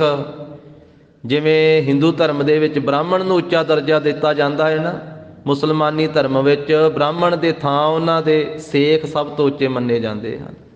ਇਸ ਕਰਕੇ ਕਹਿੰਦੇ ਵੀ ਜਿੰਨੇ ਪੀਰ ਤੇ ਪੈਗੰਬਰ ਤੇ ਸ਼ੇਖ ਹਨ, ਦਿਲਾਂ ਦਾ ਮਾਲਕ ਕਰੇ ਆਪ। ਇਹਨਾਂ ਸਾਰਿਆਂ ਦੇ ਦਿਲਾਂ ਦਾ ਮਾਲਕ ਉਹ ਆਪ ਹੈ। ਸਾਰੇ ਜੀਵਾਂ ਦੇ, ਸਾਰੇ ਪੀਰ ਪੈਗੰਬਰਾਂ ਤੇ ਸੇਖਾਂ ਦੇ ਦਿਲਾਂ ਦਾ ਮਾਲਕ ਆਪ ਹੈ। ਤੇ ਦਿਲਾਂ ਦਾ ਮਾਲਕ ਨੂੰ ਤਾਂ ਕਿਹਾ ਵੀ ਉਹ ਦਿਲਾਂ ਦੀ ਜਾਣਨ ਵਾਲਾ ਹੈ। ਹਰੇਕ ਬੰਦੇ ਦੇ ਦਿਲ ਦੀ ਜਾਣਨ ਵਾਲਾ ਹੈ। ਇਕੱਲੇ ਬੰਦੇ ਦੇ ਹੀ ਨਹੀਂ, ਜਿੰਨੇ ਜੀਵ ਜੰਤੂ ਉਹਨੇ ਪੈਦਾ ਕੀਤੇ ਸਾਰਿਆਂ ਦੇ ਦਿਲਾਂ ਦੀ ਜਾਣਨ ਵਾਲਾ ਹੈ। ਚੀਟੀ ਤੇ ਕੁੰਚਰਿਆ ਸਥੂਲਾ, ਸਭ ਪਰ ਕਿਰਪਾ ਦ੍ਰਿਸ਼ਟ ਕਰ ਫੂਲਾ। ਦਿਲਾਂ ਦਾ ਮਾਲਕ ਉਹ ਦਿਲਾਂ ਦਾ ਮਹਿਰਮ ਹੈ, ਦਿਲਾਂ ਦੀਆਂ ਜਾਣਨ ਵਾਲਾ ਹੈ, ਦਿਲਾਂ ਦਾ ਮਾਲਕ ਹੈ। ਕਰੇ ਹਾਕ। ਹਾਕ ਨਾਮ ਹੱਕ ਦਾ ਵੀ ਹੁੰਦਾ ਹੈ। ਹੱਕ ਨਾਮ ਨਿਆਂ ਦਾ ਹੁੰਦਾ ਹੈ ਵੀ ਉਹ ਨਿਆਂ ਕਰਨ ਵਾਲਾ ਹੈ, ਨਿਆਂ ਕਰਦਾ ਹੈ। ਤੇ ਹਾਕ ਨਾਮ ਆਵਾਜ਼ ਦਾ ਵੀ ਹੁੰਦਾ, ਜਿਵੇਂ ਕਹਿੰਦੇ ਹਾਕ ਮਾਰਨੀ। ਹਾਕ ਮਾਰਨੀ ਆਵਾਜ਼ ਨੂੰ ਕਹਿੰਦੇ ਆ। ਉਹ ਦਿਲਾਂ ਦਾ ਮਾਲਕ ਹੈ ਤੇ ਆਵਾਜ਼ ਮਾਰਦਾ ਹੈ, ਆਵਾਜ਼ ਦਿੰਦਾ ਹੈ, ਹਾਕ ਕਰਦਾ ਹੈ। ਜਦੋਂ ਕੋਈ ਵੀ ਗਲਤ ਕੰਮ ਕਰਨ ਲੱਗੇ ਨਾ, ਇਨਸਾਨ ਕੋਈ ਕਰਮ ਕਰਨ ਲੱਗੇ, ਤੇ ਉਹਦੇ ਅੰਦਰੋਂ ਇੱਕ ਵਾਰੀ ਉਹ ਦਿਲਾਂ ਦਾ ਮਾਲਕ ਅੰਦਰ ਹੀ ਬੈਠਾ ਹੋਇਆ ਨਾ, ਤੇ ਅੰਦਰੋਂ ਆਵਾਜ਼ ਉਹਨੂੰ ਜ਼ਰੂਰ ਆਉਂਦੀ ਹੈ ਇਨਸਾਨ ਨੂੰ ਵੀ ਇਹ ਕੰਮ ਮਾੜਾ ਹੀ, ਇਹ ਚੋਰੀ ਜਾਰੀ ਠੱਗੀ ਬੇਈਮਾਨੀ ਤੂੰ ਕਰਨ ਲੱਗਾ, ਨਾ ਕਰ, ਇਹ ਮਾੜਾ ਕੰਮ ਵਾ। ਤੇ ਬੰਦਾ ਬੁਰਿਆਈ ਦੇ ਵਿੱਚ ਫਸਿਆ ਹੋਇਆ, ਉਹ ਦਿਲਾਂ ਦੇ ਮਾਲਕ ਦੀ ਹਾਕ ਨੂੰ ਅਣਗੌਲਿਆਂ ਕਰ ਦਿੰਦਾ। ਇੱਕ ਵਾਰੀ ਅੰਦਰੋਂ ਆਵਾਜ਼ ਜ਼ਰੂਰ ਇਨਸਾਨ ਨੂੰ ਆਉਂਦੀ ਆ ਵੀ ਇਹ ਕੰਮ ਮਾੜਾ ਵਾ, ਇਸ ਰਸਤੇ ਤੇ ਨਾ ਤੁਰ, ਇਹ ਮਾੜਾ ਕੰਮ ਨਾ ਕਰ, ਇਹ ਚੋਰੀ ਜਾਰੀ ਬੇਈਮਾਨੀ ਠੱਗੀ ਨਾ ਕਰ। ਪਰ ਬੰਦਾ ਕਹਿੰਦਾ ਕੋਈ ਗੱਲ ਨਹੀਂ। ਮਹਾਰਾਜ ਕਹਿੰਦੇ ਦਿਲਾਂ ਕਾ ਮਾਲਕ ਕਰੇ ਹਾਕ, ਉਹ ਆਵਾਜ਼ ਦਿੰਦਾ ਏ ਕਿ ਇਹ ਭਾਈ ਕੁਕਰਮਾਂ ਤੋਂ ਬੁਰਿਆਈ ਤੋਂ ਛੁੱਟ ਕਰਕੇ ਤੇ ਸੱਚੇ ਰਾਹ ਤੇ ਚੱਲਣਾ ਕਰ। ਕੁਰਾਨ ਕਤੇਬ ਪਾਕ, ਕੁਰਾਨ ਕਤੇਬ ਤੇ ਪਾਕ, ਕੁਰਾਨ ਤੋਂ ਵੀ ਤੇ ਕਤੇਬਾਂ ਤੋਂ ਵੀ। ਜੋ ਮੁਸਲਮਾਨੀ ਮੱਤ ਦੇ ਗ੍ਰੰਥ ਹਨ ਉਹਨਾਂ ਨੂੰ ਪਵਿੱਤਰ ਉਹ ਆਪ ਮੰਨਦੇ ਹਨ, ਪਵਿੱਤਰ ਹਨ। ਹਰੇਕ ਧਰਮ ਦੇ ਗ੍ਰੰਥ ਪਵਿੱਤਰ ਸਤਿਕਾਰਯੋਗ, ਸਾਡੇ ਵਾਸਤੇ ਵੀ ਸਤਿਕਾਰਯੋਗ ਹਨ। ਤਾਂ ਮਹਾਰਾਜ ਸਾਹਿਬ ਜੀ ਕਹਿੰਦੇ ਉਹ ਕੁਰਾਨ ਤੋਂ ਵੀ ਤੇ ਕਤੇਬ ਤੋਂ ਵੀ ਪਾਕ ਹੈ। ਪਾਕ ਇਹ ਪਵਿੱਤਰ ਹੈ। ਕੁਰਾਨ ਕਤੇਬ ਤੇ ਪਾਕ, ਹਾਂਜੀ, ਕੁਰਾਨ ਤੋਂ ਵੀ ਪਵਿੱਤਰ ਹੈ ਤੇ ਕਤੇਬਾਂ ਜੋ ਹਨ ਮੁਸਲਮਾਨੀ ਧਰਮ ਦੇ ਗ੍ਰੰਥ ਉਹਨਾਂ ਤੋਂ ਵੀ ਪਵਿੱਤਰ ਹੈ। ਨਾਰਾਇਣ ਨਰ ਹਰਿ ਦਇਆਲ, ਸਤਿਗੁਰੂ ਦੋਵੇਂ ਭਾਸ਼ਾ ਦੇ ਜਿਹੜੇ ਸ਼ਬਦ ਹਨ, ਸੰਸਕ੍ਰਿਤ ਹਿੰਦਵੀ ਦੇ ਤੇ ਅਰਬੀ ਫਾਰਸੀ ਦੇ, ਪਰਮੇਸ਼ਰ ਦੇ ਨਾਮ ਦੋਨਾਂ ਭਾਸ਼ਾ 'ਚ ਜੋ ਲਏ ਜਾਂਦੇ ਉਹ ਇੱਥੇ ਇਕੱਠੇ ਇਸ ਸ਼ਬਦ ਵਿੱਚ ਮਹਾਰਾਜ ਕਹਿ ਰਹੇ ਆ। ਗੁਰੂ ਅਰਜਨ ਸਾਹਿਬ ਇੱਥੇ ਹੁਣ ਕਹਿ ਰਿਹਾ ਵੀ ਜਿਹੜੇ ਇਧਰ ਹਿੰਦਵੀ ਦੇ ਸੰਸਕ੍ਰਿਤ ਦੇ ਜਿਹੜੇ ਸ਼ਬਦ ਕਹੇ ਜਾਂਦੇ ਵੀ ਉਸ ਨੂੰ ਨਾਰਾਇਣ ਆਖਿਆ ਜਾਂਦਾ, ਨਰ ਹਰ ਕਿਹਾ ਜਾਂਦਾ, ਦਇਆਲ ਕਿਹਾ ਜਾਂਦਾ। ਨਾਰਾਇਣ ਉਹ ਨਰਾਂ ਨਰਾਂ ਵਿੱਚ ਆਇਆ ਹੋਇਆ ਹੈ ਤਾਂ ਉਹਨੂੰ ਨਾਰਾਇਣ ਕਿਹਾ ਜਾਂਦਾ ਹੈ। ਸਾਰਿਆਂ ਜੀਵਾਂ 'ਚ ਉਹਦੀ ਜੋਤ ਹੈ। ਤੇ ਨਾਰਾਇਣ ਨਾ ਵੱਖਰਾ ਕਰ ਲਈਏ, ਰਾਇਣ ਵੱਖਰਾ ਕਰ ਲਈਏ, ਰੈਣ ਦਾ ਅਰਥ ਰਾਤ ਹੁੰਦਾ ਹੈ। ਜਿਹਦੇ ਵਿੱਚ ਕਾਲੀ ਬੋਲੀ ਅਗਿਆਨਤਾ ਦੀ ਰਾਤ ਨਹੀਂ ਹੈ, ਉਹ ਤਾਂ ਰੌਸ਼ਨ ਮਨਾਰਾ ਹੀ ਹੈ, ਉਹ ਤੇ ਗਿਆਨ ਸਰੂਪ ਹੈ। ਐਸਾ ਉਹ ਨਾਰਾਇਣ ਹੈ। ਤੇ ਨਰ ਹਰ ਹਰੇਕ ਨਰ ਵਿੱਚ ਆਇਆ ਹੋਇਆ ਹੈ ਤੇ ਉਸਨੇ ਨਰ ਹਰ, ਹਰ ਨਾਮ ਸ਼ੇਰ ਦਾ ਹੈ, ਨਰ ਨਾਮ ਮਨੁੱਖ ਦਾ ਹੈ। ਨਰ ਹਰ ਕਿ ਜਿਸ ਨੇ ਨਰ ਸਿੰਘ ਰੂਪ ਧਾਰਨ ਕੀਤਾ ਸੀ ਭਗਤ ਪ੍ਰਹਿਲਾਦ ਦੀ ਰੱਖਿਆ ਕਰਨ ਵਾਸਤੇ, ਉਹਨੂੰ ਨਰ ਹਰ ਵੀ ਕਿਹਾ ਜਾਂਦਾ ਹੈ। ਦਇਆਲ, ਆਲ ਨਾਮ ਘਰ ਦਾ ਹੁੰਦਾ ਹੈ। ਦਇਆ ਦਾ ਆਲ, ਦਇਆ ਦਾ ਘਰ ਹੈ, ਭਾਵ ਬਹੁਤਾ ਦਿਆਲੂ ਕਿਰਪਾਲੂ ਹੈ, ਉਸ ਨੂੰ ਇਸ ਕਰਕੇ ਦਇਆਲ ਕਿਹਾ ਜਾਂਦਾ ਹੈ। ਰਮਤ ਰਾਮ ਘਟ ਘਟ ਆਧਾਰ, ਮਹਾਰਾਜ ਕਹਿੰਦੇ ਰਮਤ ਵਿਆਪਕ ਹੋ ਰਿਹਾ ਸਾਰੀਆਂ ਥਾਵਾਂ ਤੇ ਤਾਂ ਉਹਨੂੰ ਰਾਮ ਕਿਹਾ ਜਾਂਦਾ ਹੈ। ਘਟਾ ਘਟਾਂ ਵਿੱਚ ਵਿਆਪਕ ਹੈ ਤੇ ਘਟਾ ਘਟਾਂ ਦਾ ਸਾਰੇ ਸਰੀਰਾਂ ਦਾ, ਸਾਰਿਆਂ ਹਿਰਦਿਆਂ ਦਾ ਆਧਾਰ ਉਹ ਆਪ ਆਸਰਾ ਰੂਪ ਹੈ। ਵਾਸਦੇਵ ਬਸਤ ਸਭ ਠਾਏ, ਇਹ ਭਾਈ ਉਹਨੂੰ ਵਾਸਦੇਵ ਤਾਂ ਕਹਿੰਦੇ ਆ ਕਿਉਂਕਿ ਬਸਤ ਸਭ ਠਾਏ, ਠਾਏ ਨਾਮ ਹੈ ਥਾਂ ਦਾ, ਜਗ੍ਹਾ ਦਾ। ਉਹ ਸਾਰੀਆਂ ਥਾਵਾਂ ਤੇ ਵਸ ਰਿਹਾ, ਇਸ ਕਰਕੇ ਉਹਦਾ ਨਾਮ ਵਾਸਦੇਵ ਵੀ ਹੈ। ਸਾਰਿਆਂ ਥਾਵਾਂ ਤੇ ਵਸਿਆ ਹੋਇਆ ਹੈ। ਲੀਲਾ ਕਿਛ ਲਖੀ ਨਾ ਜਾਏ, ਉਸ ਪ੍ਰਭੂ ਦੀ ਲੀਲਾ ਜਿਹੜੀ ਹੈ ਨਾ, ਉਹਦੇ ਕੌਤਕ, ਉਹਦੇ ਚੋਜ ਤਮਾਸ਼ੇ, ਉਹਦੀ ਲੀਲਾ ਕੁਛ ਵੀ ਰੰਚਕ ਮਾਤਰ ਵੀ ਨਹੀਂ ਜਾਣੀ ਜਾਂਦੀ, ਕੁਝ ਨਹੀਂ ਜਾਣਿਆ ਜਾਂਦਾ ਉਹਦੇ ਬਾਰੇ। ਭਗਤ ਕਬੀਰ ਸਾਹਿਬ ਜੀ ਨੇ ਆਖਿਆ ਉਹਦੀ ਲੀਲਾ ਦੇ ਬਾਰੇ, ਉਹਦੇ ਜਸ ਦੇ ਬਾਰੇ ਲਿਖਦਿਆਂ ਲਿਖਦਿਆਂ ਕਾਗਜ਼ ਮੁੱਕ ਜੂ, ਕਲਮਾਂ ਮੁੱਕ ਜਾਣਗੀਆਂ, ਸ਼ਾਹੀ ਮੁੱਕ ਜਾਵੇਗੀ, ਪਰ ਲੀਲਾ ਨਹੀਂ ਉਹਦੀ ਲਿਖੀ ਜਾ ਸਕਦੀ। ਕਬੀਰ ਸਾਤ ਸਮੁੰਦਰ ਮਸ ਕਰੋ, ਕਲਮ ਕਰੋ ਬਨ ਰਾਏ, ਬਸੁਦਾ ਕਾਗਦ ਜਾਓ ਕਰੋ, ਹਰ ਜਸ ਲਿਖਣ ਨਾ ਜਾਏ। ਉਹਦੀ ਲੀਲਾ ਜਿਹੜੀ ਹੈ ਨਾ, ਉਹਦੇ ਚੋਜ ਤਮਾਸ਼ੇ ਰੰਚਕ ਮਾਤਰ ਵੀ ਜਾਣੇ ਨਹੀਂ ਜਾ ਸਕਦੇ। ਮਿਹਰ ਦਇਆ ਕਰ ਕਰਨੇ ਹਾਰ, ਇਸ ਕਰਕੇ ਕੀ ਕਹਿਣਾ ਚਾਹੀਦਾ ਹੈ? ਮਹਾਰਾਜ ਕਹਿੰਦੇ ਇਹ ਕਹਿਣਾ ਚਾਹੀਦਾ ਵੀ ਹੇ ਸਾਰੀ ਸ੍ਰਿਸ਼ਟੀ ਨੂੰ ਕਰਨੇ ਹਾਰ, ਪੈਦਾ ਕਰਨ ਵਾਲੇ, ਸਾਡੇ ਤੇ ਮਿਹਰ ਕਰ, ਸਾਡੇ ਤੇ ਦਇਆ ਕਰ, ਉਹਦੇ ਤੋਂ ਦਇਆ ਮੰਗੀਏ। ਮਹਾਰਾਜ ਕਹਿੰਦੇ ਇਸਲਾਮ ਦੇ ਵਿੱਚ ਉਹਦੇ ਤੋਂ ਜਦੋਂ ਦਇਆ ਮੰਗਦੇ ਉਹ ਕਹਿੰਦੇ ਮਿਹਰ ਕਰ, ਤੇ ਹਿੰਦੂ ਧਰਮ ਵਿੱਚ ਜਦੋਂ ਉਹਦੇ ਤੇ ਰਹਿਮਤ ਮੰਗਦੇ ਉਹ ਕਹਿੰਦੇ ਦਇਆ ਕਰ। ਇਸ ਕਰਕੇ ਇੱਕੇ ਪੰਕਤੀ 'ਚ ਮਹਾਰਾਜ ਨੇ ਦੋਵੇਂ ਪਦ ਵਰਤੇ ਆ, ਮਿਹਰ ਦਇਆ, ਅਰਥ ਦੋਨਾਂ ਦਾ ਇੱਕੋ ਹੀ ਆ ਵੀ ਤਰਸ ਕਰ, ਮਿਹਰ ਕਰ, ਦਇਆ ਕਰ। ਹੇ ਕਰਨੇ ਹਾਰ, ਸਾਰੀ ਸ੍ਰਿਸ਼ਟੀ ਨੂੰ ਪੈਦਾ ਕਰਨ ਹਾਰੇ। ਭਗਤ ਬੰਦਗੀ ਦੇਹ ਸਿਰਜਣਹਾਰ, ਭਗਤ ਦੇ ਤੱਤੇ ਨੂੰ ਲੱਗੀ ਆ ਸਿਹਾਰੀ, ਜਿਹਦਾ ਅਰਥ ਵਾ ਭਗਤੀ। ਇਹ ਤਿੰਨ ਤਰ੍ਹਾਂ ਨਾਲ ਪਾਠ ਆਉਂਦਾ। ਇੱਕ ਆਉਂਦਾ ਭੱਬਾ ਗੱਗਾ ਤੇ ਤੱਤਾ ਮੁਕਤਾ, ਇੱਕ ਆਉਂਦਾ ਭੱਬਾ ਗੱਗਾ ਤੇ ਤੱਤੇ ਨੂੰ ਔਂਕੜ, ਇੱਕ ਆਉਂਦਾ ਭੱਬਾ ਗੱਗਾ ਤੇ ਤੱਤੇ ਨੂੰ ਸਿਹਾਰੀ। ਤਿੰਨਾਂ ਦਾ ਅਰਥ ਵੱਖਰਾ ਹੋ ਜਾਂਦਾ। ਜਿੱਥੇ ਭੱਬਾ ਗੱਗਾ ਤੇ ਤੱਤੇ ਨੂੰ ਔਂਕੜ ਆਵੇ ਤੇ ਉਹਦਾ ਅਰਥ ਗੁਰਮੁਖਾਂ ਨੇ ਕੀਤਾ ਇੱਕ ਭਗਤ ਇੱਕ ਵਾਚਕ। ਜਿੱਥੇ ਤਿੰਨੇ ਅੱਖਰ ਮੁਕਤੇ ਹੋਣ ਭੱਬਾ ਗੱਗਾ ਤੱਤਾ, ਉੱਥੇ ਬਹੁ ਵਚਨ ਬਹੁਤੇ ਭਗਤਾਂ ਦੀ ਗੱਲ। ਤੇ ਫਿਰ ਜਿੱਥੇ ਭੱਬਾ ਗੱਗਾ ਤੇ ਤੱਤੇ ਨੂੰ ਸਿਹਾਰੀ ਆ ਜਾਵੇ ਉੱਥੇ ਅਰਥ ਬਣ ਜਾਂਦਾ ਭਗਤੀ, ਤੇ ਭਗਤੀ ਹੈ 9 ਪ੍ਰਕਾਰ ਦੀ। ਤੋ ਇਸ ਪ੍ਰਕਾਰ ਦੇ ਨਾਲ ਇੱਥੇ ਦੋਵੇਂ ਅਰਥ ਦੋਵੇਂ ਬਚਨ ਮਹਾਰਾਜ ਨੇ ਵਰਤੇ ਆ, ਭਗਤ ਬੰਦਗੀ ਦੇਹ ਸਿਰਜਣਹਾਰ, ਵੀ ਇਹ ਸਾਨੂੰ ਸਿਰਜਣ ਵਾਲੇ, ਸਾਨੂੰ ਪੈਦਾ ਕਰਨ ਵਾਲੇ, ਸਾਰੀ ਸ੍ਰਿਸ਼ਟੀ ਨੂੰ ਸਿਰਜਣ ਵਾਲੇ, ਆਪਣੀ ਭਗਤੀ ਦੇ, ਆਪਣੀ ਬੰਦਗੀ ਕਰਨੀ ਦੇ। ਸੇਖ ਫਰੀਦੈ ਖੈਰ ਦੀਜੈ ਬੰਦਗੀ, ਅਸੀਂ ਖੈਰ ਮੰਗਦੇ ਹਾਂ ਦਾਤਾ ਤੇਰੇ ਦਰ ਦੇ ਭਿਖਾਰੀ, ਸਾਨੂੰ ਆਪਣੀ ਬੰਦਗੀ ਦੀ ਖੈਰ ਪਾ ਸਾਡੀ ਝੋਲੀ 'ਚ। ਹਿੰਦੂ ਭਗਤੀ ਕਹਿੰਦੇ ਆ, ਆਪਾਂ ਵੀ ਭਗਤੀ ਕਹਿੰਦੇ ਆ, ਹਿੰਦੂ ਧਰਮ 'ਚ ਵੀ ਭਗਤੀ ਕਿਹਾ ਜਾਂਦਾ ਹੈ, ਤੇ ਮੁਸਲਮਾਨੀ ਮੱਤ ਵਿੱਚ ਭਗਤੀ ਨੂੰ ਹੀ ਬੰਦਗੀ ਕਿਹਾ ਜਾਂਦਾ ਹੈ। ਇਸ ਕਰਕੇ ਦੋਵੇਂ ਪਾਠ ਮਹਾਰਾਜ ਨੇ ਇੱਥੇ ਵਰਤੇ ਆ। ਇਹ ਰੌਲਾ ਗੌਲਾ ਤੇ ਥੱਲੇ ਥੱਲੇ ਹੀ ਹੈ। ਮਹਾਰਾਜ ਸਾਹਿਬ ਕਹਿੰਦੇ ਜਿਹਨੂੰ ਸਮਝ ਪੈ ਜਾਂਦੀ ਉਹਦੇ ਵਾਸਤੇ ਉਹ ਪਰਮੇਸ਼ਰ ਇੱਕ ਹੈ ਤੇ ਉਹਦੇ ਨਾਮ ਵੀ ਇੱਕੋ ਹੀ ਹਨ। ਕਹੋ ਨਾਨਕ ਗੁਰ ਖੋਏ ਭਰਮ। ਭਰਮ ਕਰਕੇ ਹੀ ਬੰਦਾ ਰਾਮ ਕਹਿਣ ਵਾਲਾ ਰਹੀਮ ਕਹਿਣ ਵਾਲੇ ਨਾਲ ਝਗੜਾ ਕਰਦਾ ਹੈ।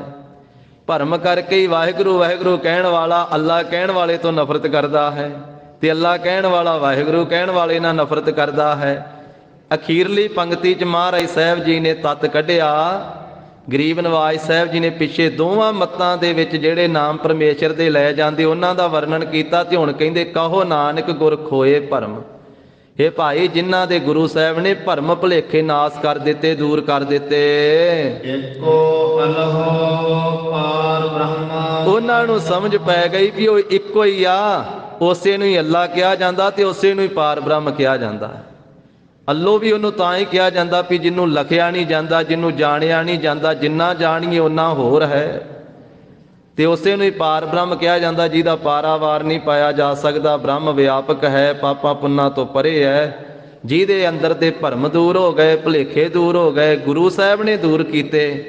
ਉਹਨੂੰ ਸਮਝ ਪਈ ਵੀ ਉਹ ਇੱਕੋ ਹੀ ਹੈ ਭਾਈ, ਸਾਹਿਬ ਮੇਰਾ ਇੱਕੋ ਹੈ, ਇੱਕੋ ਹੈ ਭਾਈ, ਇੱਕੋ ਹੈ। ਉਹ ਇੱਕੋ ਹੀ ਹੈ ਜਿਸ ਨੂੰ ਕੋਈ ਕਹਿੰਦਾ ਹੈ ਰਾਮ, ਤੇ ਕੋਈ ਖੁਦਾ, ਤੇ ਕੋਈ ਅੱਲਾ, ਤੇ ਕੋਈ ਗੁਸਈਆ। ਕੋਈ ਬੋਲੇ ਰਾਮ ਰਾਮ, ਕੋਈ ਖੁਦਾਏ, ਕੋਈ ਸੇਵੈ ਗੁਸਈਆ, ਕੋਈ ਅਲਾਏ, ਕੋਈ ਅੱਲਾ ਹੈ। ਤੋ ਐਸਾ ਉਹ ਪਰਮੇਸ਼ਰ ਵਾਹਿਗੁਰੂ ਇੱਕ ਹੀ ਹੈ। ਜਗਤ ਗੁਰੂ ਬਾਬਾ ਜੀ ਧੰਨ ਗੁਰੂ ਨਾਨਕ ਦੇਵ ਸਾਹਿਬ ਮਹਾਰਾਜ ਕਿਰਪਾ ਕਰਨ, ਗੁਰੂ ਕਾ ਬਖਸ਼ਿਆ ਹੋਇਆ ਪਵਿੱਤਰ ਉਪਦੇਸ਼ ਸਾਡੇ ਹਿਰਦੇ ਵਸੇ। ਸਤਿਗੁਰੂ ਨਾਵੇਂ ਪਾਤਸ਼ਾਹ ਜੀ ਦੀ ਸ਼ਹਾਦਤ ਨੂੰ ਔਰ ਗੁਰੂ ਕੇ ਪਿਆਰੇ ਸਿੱਖਾਂ ਦੀ ਸ਼ਹਾਦਤ ਨੂੰ ਰੋਮ ਰੋਮ ਕਰਕੇ ਨਮਸਕਾਰ ਹੈ। ਅਖੀਰਲੀਆਂ ਪੰਕਤੀਆਂ ਦਾ ਜਾਪ ਕਰਕੇ ਫਤਿਹ ਗਜਾਈਏ ਜੀ। ਮਿਹਰ ਦਇਆ ਕਰ ਕਰਨੇ ਹਾਰ। ਭਗਤ ਬੰਦਗੀ ਦੇਹ ਸਿਰਜਣਹਾਰ, ਕਹੋ ਨਾਨਕ ਗੁਰ ਖੋਏ ਭਰਮ। ਏਕੋ ਅੱਲਹੁ ਪਾਰ ਬ੍ਰਹਮ। ਵਾਹਿਗੁਰੂ ਜੀ ਕਾ ਖਾਲਸਾ, ਵਾਹਿਗੁਰੂ ਜੀ ਕੀ ਫਤਿਹ।